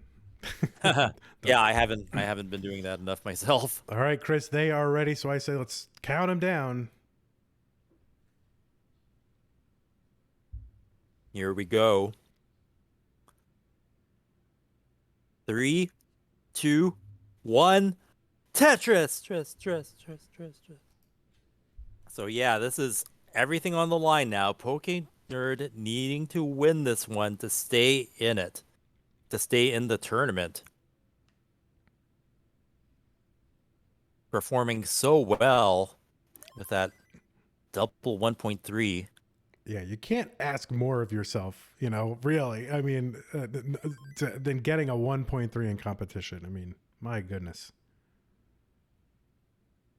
Yeah, and you know, we watched it develop. We knew that their transition scores were high, and they were being super aggressive. Like, it just really the expert play on display here. Pokenerd up high here. Oh, some misdrops for Pokenerd. Overshifted. Gets a long bar Getting it over. Surviving barely. Can open it up. He does. Long bar. What? And I think Dog is watching. He's seeing the survival. Why is Dog watching Pokenerd's game? What are you doing? Because he's insane. Look at this survival for Pokenerd. He should have been out, but he is here. Out and clean. Boom! Tetris for Pokenerd. Out of that dig. Wow, what a dig. Now And with the crazy fire in the middle. Yeah, he's still got the Spire to deal with, so he's not out of the woods yet. But my God, you think if you can survive that, you can survive anything. I mean, he survived an earthquake. Boom, Tetris for Pokenerd. Surviving, possibly creating natural disasters at the same time. Boom. That is Pokenerd. So improved over the course of a year. It's amazing. Yeah, you can see Dog saw it. He can't. He's a bit incredulous at that as well. Yeah, I mean, you know, here we're talking about Dog just, you know, all of his accomplishments and, you know, his 12 quals and everything. And now Pokenerd is making statements saying, oh no, that long bar. I think he can get one over, but he's going to need one. And it's, oh no, and he covers the wall. Covered it. Oh no, and Dog playing that does Tetris. Oh, Dog takes it. Oh my word, not like Pokenerd this. played too close to the top, but what a performance. He gave it everything he had in that first game, and nothing to be ashamed of there. There's that smile. Pokenerd giving it up. I mean, this is Dog he was against, so not completely surprising, but what was surprising was the excellent performance on display by Pokenerd. We will never forget that. Wow. And yeah, at the end there, Dog was doing cheese grip So there's for whatever reason. yeah, no, I think just And for look, the memes, Dog really. giving a shout out to on the high scoreboard screen Yeah. for Pokenerd. Oh my word! So amazing. The D1. There you go. D.1. E1. I've never seen that. Yeah, no, it's incredible. Wow, Chris, what an amazing bracket we had all the way through, and really culminating with one of the most amazing performances that we've Did ever not seen. disappoint. I mean, the day was just full of amazing play and just surprises. And you wouldn't think you'd get the kinds of surprises that we got today, but oh my goodness. Yes, indeed. Chris, I think we're going to try to go ahead and interview, if he's willing, our friend Pokenerd here. So we're going to try to get that going. So we need to get him into CT1 interview.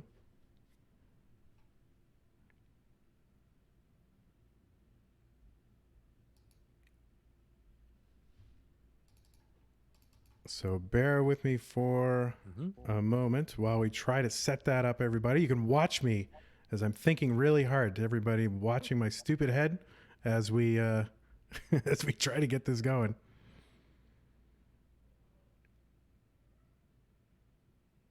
So we will wait for that, Chris. I'm exhausted. I'm I'm all of those things. Whatever synonyms there are for exhausted, I am that. But I'm also excited. So it's the kind of thing where we've had an incredible day. We're boomed out. I'm boomed out. I mean, listen, I don't know. I feel like I could go a whole other 8 hours or 7 hours or whatever this has been.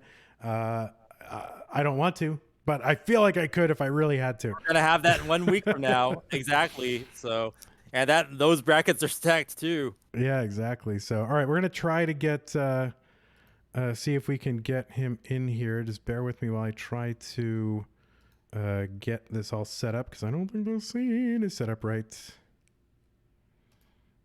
And I will try here. Okay. We've got the chair for sure. I've definitely got the chair, so we might just interview the chair.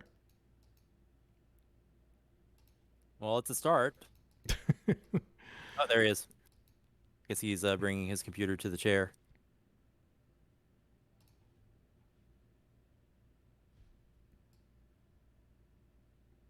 All right, so let's at least transition over to the chair. And at the very least, we will interview the chair. Chair, how does it feel to be party to the first ever losing 1.3 in CTWC? Oh, he's stunned. He can't even. He has no words. Losing is such a strong word for a 1.3. It's unbelievable. All right, there we go. All right. Thumbs up. Man, that Pokenerd smile. Awesome. Yes, indeed. Okay, so we're going to need to get Pokenerd in Discord into the CT1 interview screen. Hey, Pokenerd. So if you can hear us.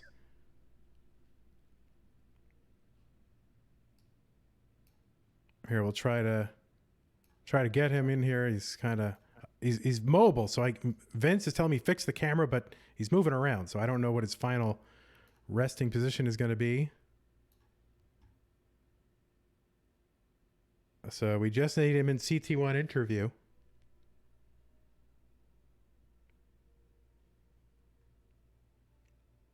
And he's in, he's in with us. Pokenerd. Are you there?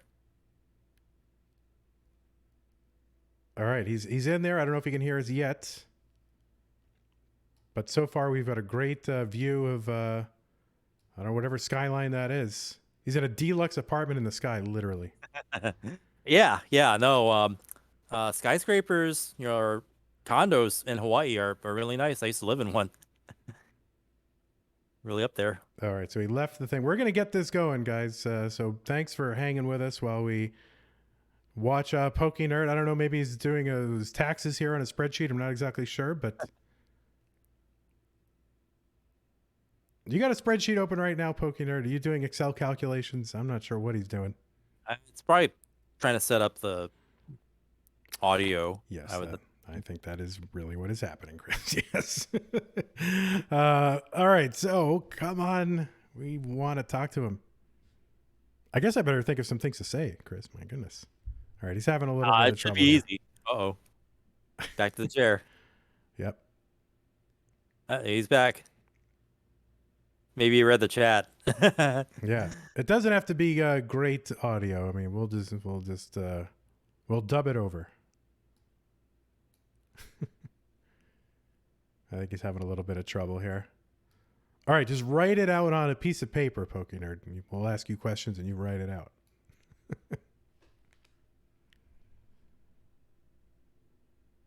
And by the way, let's not forget the Pokenerd made it into the money. So the prize, I believe for top 16, I think is $250. So it's pretty good hourly rate for a 14-year-old. I was No kidding. I was making $4.25 an hour when I was working in the library in Wilmington, Massachusetts in 1992. I just doxed myself. Oh my God. No, that's good. It's I'm really happy that our competition, is open and to pretty much ages, and it's not a limitation to enter, and we have people who are like 12 or 13 that have been competing, and we get to literally see new generations of players play. Yeah, you bet. Oh, Oh, the audio here's work? something. Hey. Hi. Hey. About the delay. That's okay. We'll fix it in post, Pokenerd. We'll have remainings fix it in post. So wow, okay, so we witnessed history with that double 1.3. That was an amazing game. Just walk us through that. Did you know that was gonna be what you'd be? You'd have that match with Dog. I thought I would just get swept, like top out at like 20 lines because I was like super nervous because I lost to Dog once already today. Yeah. Mm-hmm. And when I got the 1.3, I was like super happy at first, but like I just like noticed that I actually lost. Dog also had a 1.3. I was looking at his score. It was like, wow, these are bad. Yeah, it was Yeah. so close too. It wasn't just like a 1.3, but if it was like less than a 10,000 point difference, it was like 9,000. So maybe even like something like a double or triple might have made the difference. But you were playing post 29 pretty well, and yeah, it was so close. It was anybody's game. So we heard that there was like a tsunami or an earthquake. What was that like? I was like sitting in the couch that I'm sitting in right now, and I was in the middle of a game with Daasiann. I was on like level 25, I think, and I just heard like a weird window cracking sound, and I was like looking outside, and I was like, "What is that?" Because I've never experienced a actual noticeable earthquake except this one that happened today. And yeah, I just realized that it was an earthquake, and I was yelling, "There's an earthquake!" in the cam, but I guess nobody noticed that. Yeah, the Tetris is not going to wait for an earthquake. Okay, Pokenerd, get your priorities straight, my friend. Well, yeah, if you can handle that kind of pressure, natural disasters and craziness, and all of the spectacle of an online tournament, then yeah, you could probably handle anything. I noticed that you are. I mean, I wouldn't say you're so improved over last year, but you've taken up rolling, and your performance and your scores have definitely been raised this year. Tell us what that was like between last year and this year. What did you do to, I guess, improve so much? I guess I was going through this like slump phase that I was like depressed about me not improving, and I was planning on quitting the game, but I just like saw Cheese, and like he came with this new technique that just is so much better than tapping. Wow. And I was Okay. like, why not just learn it? I'm not going to improve that much anyways with tapping, so I just started learning rolling. That's an awesome endorsement of rolling there, if we've ever heard one. So yeah, you've definitely. The reason why I wouldn't say you've improved so much because I already thought you were really good, a really performant player, even last year, but definitely this year, making a statement, setting records, going against Dog. I guess Vandy, do you have anything to ask? Because there's a lot to unpack here. Yeah, I do. First of all, statement. You quitting Tetris in this community. It would not be the same, you know. Huge memester. We need you here to provide the memes. Sometimes they're a little monkas, but you know, whatever. We're all okay with that. Pokenerd. Okay, so I don't know. So you know, you end up kind of on the same part of the bracket as Dog, so you know you're gonna have to face him at least one time. You know, you've got this rolling technique that you can possibly play into kill screen, but you also know that Dog can definitely play into kill screen and can put up huge paces like this. So how does this affect what you're trying to do? Do you have a thought about your strategy, or you're just like, I'm just going to play as hard as I can? Like the thing with Dog, you can never like miss drop or make a hole because you like when you start cleaning up and when you just look down at the score that Dog has again, it's like 200K ahead of you. Like, what happened? I didn't even get to see what happened. Yeah. So I feel like I try to minimize making holes and mishaps when I'm like, playing against Dog or anyone consistent like that. But that's hard. That's why I lost today. Yeah. Yeah. The other thing, I guess, you know, this rolling technique is, you know, sort of pioneered by Cheese, and really just something players have started to do in the last few months. Now, of course, in the very early kind of history of this, you know, rolling, nobody has really 100% mastered everything. So there is a little bit of inconsistency, it seems like, and especially I think with that fifth tap, right, over to the left, right? Were you having trouble with some of the stuff going to the left that way? Yeah, I did have problems 5-tapping at first. That was like the most difficult part about rolling, I think. But you just gotta practice until you get that 5-tap, or else you can't roll. You can't say that you're a roller. Yeah, what's your 5-tap technique? Are you using the thumb, or are you coming back with another finger, or are you doing something else? I'm using my thumb, and yeah, you just gotta hit all the buttons with your 5 fingers. You fortunately got 5 fingers. That's true. So yeah, look at that. We're learning new things here. Online facts. There are 5 fingers on the typical human hand. And the other thing is just the decision to go barefoot. Barefoot. I would say that on why I went barefoot. Can I get a question? Yeah, I mean, no socks. All the toes are out today.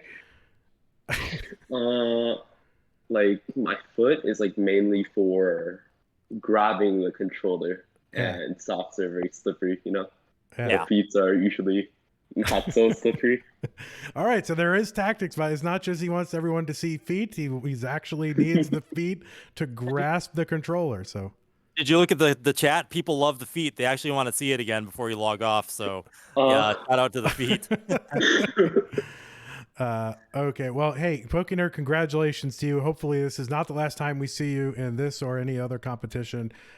Clearly, you're onto something here with this technique, and you played out of your mind and accomplished something, maybe not the accomplishment you were looking for, but something that someone has not ever done. And I think that is amazing, and you impressed all of us today. So congratulations on your run. And yeah, I hope you continue to play, because if you got that far between that last year and this year, the sky's the limit for you. I really think that you can grow even further, and it's going to be amazing. So if you come back next year, I'll be looking forward to it. We all will be. Hopefully. Thank you. Cool. Pokenerd, anyone you want to thank or any shout outs you want to make before we let you go? Let's see. You should have had this ready. Tommy NTG, and Nolan, and Alex T. If you guys are watching, love you. Awesome. Yeah. All right, Pokenerd. We'll see you around. All right, Chris, here we are again. Oh my God, much older, much older than the person you just saw, so that's okay. We're gonna look to get Doug in here. So let's give me a moment while I set all that up, and we got to drag Dog into our interview scene. And it seems like we see this name a lot on winter slides, huh? Yeah. Yeah, man. It's probably not going to be the last time either. So may as well just have a pre-filled one for every time he's involved. Yes, indeed. All right, so we're gonna get. I think we've got him. Just bear with me for one moment while I get his face here on. Okay, there he is. Let's get him lined up properly, and he's in here. There we go. I meant to use a stinger, but I didn't. Well, Vince. So sorry.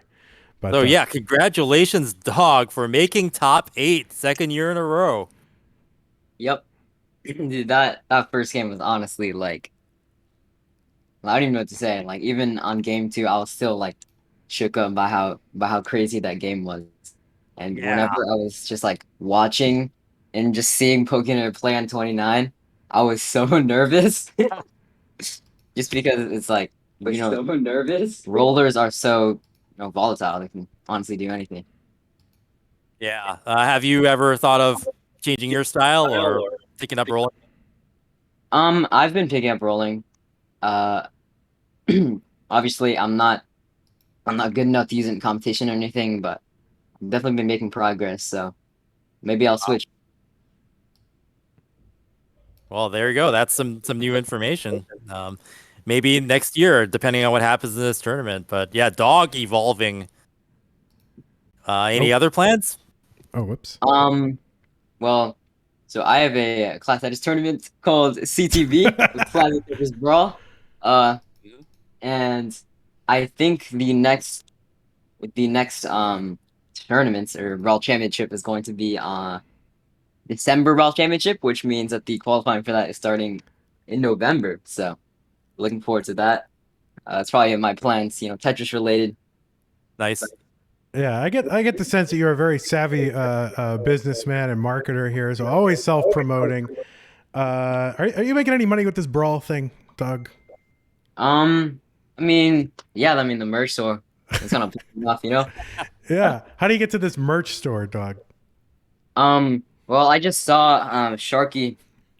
He made a merch store for Gauntlet, and I think I asked him how he did it, and it was just stream elements, and so I just made one myself, and then our merch store is actually really easy to do. Yeah. Now this is not. Let me tell the audience something here. This is not just crass commercialism. Okay, we want these people to be able to make a living, right, off of a thriving competitive scene. And if we're gonna get there, then these folks have to be able to make it worth their time, and to be able to to spend this time playing Tetris. They got to make it worth it because this guy. I mean, he could go out and get a job, with some high tech company or some marketing firm or something like that. I mean, so we got to keep him interested. Dog, you came in here as the number 1 seed. You set a record in qualifying. Was that your goal? I suspect it was your goal. So this is a really stupid question, but you wanted that record, right? Yeah. I wasn't really thinking about the record when I was playing. I was more just thinking get good kill screen, which didn't really happen. But I mean, yeah, it was just that game one is honestly insane. And yeah, my goal was to make it out of this bracket, obviously. And you did so undefeated. So wow. Yeah. Mission accomplished. Yeah. And so, okay. So you go, you knock Pokenerd out late in the winner's bracket. He comes back. And then did you expect this kind of game out of Pokenerd? A 1.31 against a 1.30. Did you expect that you would have to score a 1.3 to win a match or game? Honestly, I was not expecting both of us to get 1.3s whenever I transitioned or just during the game in 18. Like I was sort of just like thinking like I feel like I'm not burning that much, but then he's ahead. And I was like, wait, what the heck? He's like doing better than me right now, even though I have like a 700k transition. So it was pretty crazy just like seeing that play out. And then on 19, he was just super efficient. It was just like overall insane post from him to get that 1.3. Yeah, honestly, so after that game, I believe the next game you were perfect through what, 28, 32, somewhere in there. So I really thought we were going for another one. Was that in the back of your mind that you would have to do this again? I don't know. I was sort of just thinking, like, I wasn't aiming to get like an insane transition again. Whenever it happened, I was like, all right, I'll take it. And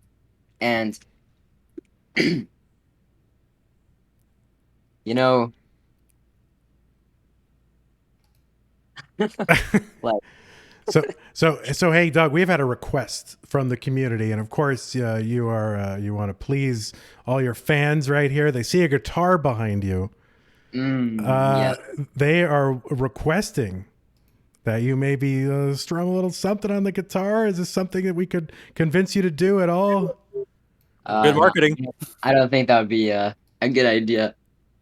You don't think it would be a good idea? Oh. I don't think that's a good idea. All right. Well, listen, if you ask somebody and they say no, I think it's good to listen. So no problem. But maybe one of these days, maybe on your stream, we can get this going. So, I mean, maybe this is what it is. Dog isn't going to burn the guitar thing on CTWC stream. He's going to do it on his own channel, on Brawl, something like that. See, I like the way this kid is thinking here. So, all right.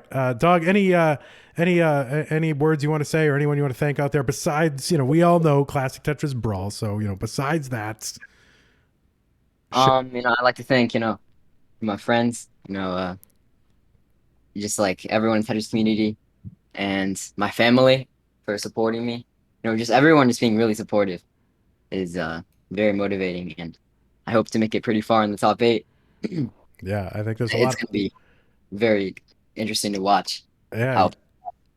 Yeah, incredible. And really a testament to, this is not a fluke. Dog is for real. This is not just like some kid fluking his way into the top 8 last year. I mean, this is like some serious talent. So congratulations to you, Dog. Anything else, Chris, that I missed? Well, congratulations again. And although we haven't seen Andy's play in the gold bracket, what can you say in your relationship with Andy? Has he been pushing you to push even harder and become even better than you were last year?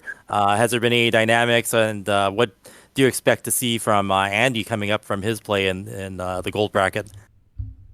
Yeah, I definitely got to watch out for Andy, honestly. He's like, I would say he's just as good as me. We've both been grinding, obviously like practicing for CTWC lately.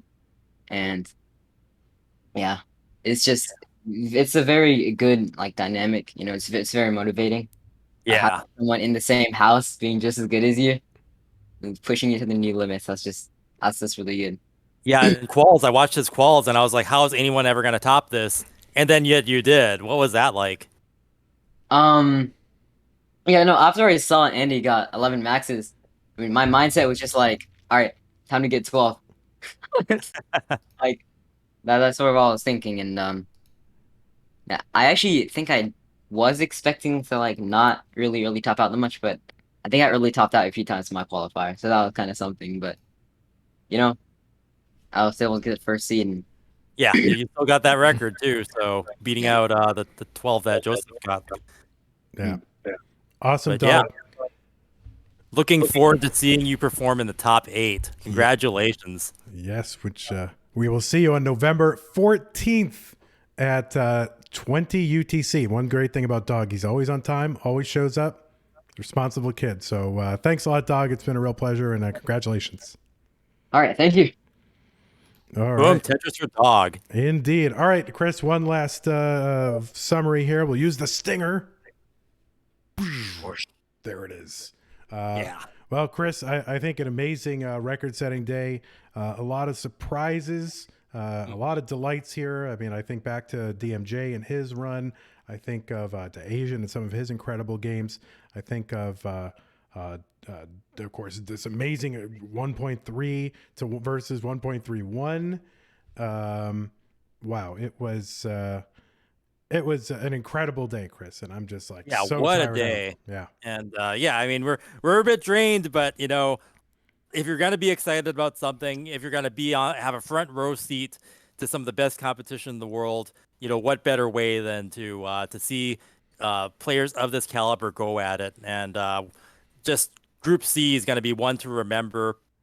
Everyone from DMJ just surprising everybody with his kill screens and Dog and Pokenerd with that amazing 1.3 performance. Like going back and watching that video again is gonna be crazy. I'm looking forward to even doing that. Yeah, this has been a great day, and you never know. There's never a dull moment here in Classic Tetris, and 2021. We're about not even halfway done yet, so let's just keep on going. Let's keep that energy up, and you fans out there, just keep being excited with us, because that's what this is all about. We're doing it for you guys. Yeah, indeed. And the thing to be excited about is this is not over. This is okay. 1 weekend, right? 2 days. There's a whole other weekend coming up, Chris. And I'm showing everybody here the schedule for next weekend. And that is going to be something that you're really going to want to tune in for. Of course, here on Classic Tetris 1, we've got Group E headed by two-time world champion Joseph. We've got Green Tea, so they could potentially match up. We've got Alex T, Again. super promising. Yeah, Alex T, seeing Alex T in one-on-one competition, I am looking forward to that so much, because having him do the quals, he's just kind of playing on his own. He's getting those juice boxes stacked up and stuff like that. But going one-on-one is going to be different. He might have to have a different mindset. He might have to button down. We might see some different stuff out of Alex. So yeah, looking forward to that for sure. Yeah, so Alex T and Green Tea bringing the tea into Group E. So there you go. How lame was that? But there you go. And then on the same day, Group F on next Saturday, Pixelandy, Odin. Who can forget Odin and his role in Hydrant Dudes 1.6, Adam MTS, Yeezy, Asta, Blower Car. I mean, some amazing talent there. And then we're going to come back the next day with Group G here in Classic Tetris 1 with some really high power talent. Aaron, Eric ICX, Tristop, Ian, Miles, Coffee, Harry McCracken, Cobalt. And then Group H, another bunch of crack players: Fractal, Opox, Tetris Time, Melon Soda. I mean, listen, you can read it, but the important thing to know is that next week, same bat time, same bat channel, we'll be right back here with the second part of the top 64 in CTWC 2021. Already one to remember. We're already one for the record books. Ooh, and this is just top 64. We're not even in the top 8 yet, but we're definitely seeing performances that are worthy of that. Yes, indeed. So let me just get some direction here from Vince. If there's anything else we got to do, I know Vince always has his agenda, and I am here but a servant. So let me see if Vince has anything else that he wants us to do. And he might be asleep again. But we shall see. All right, we want to go ahead and thank our sponsors again,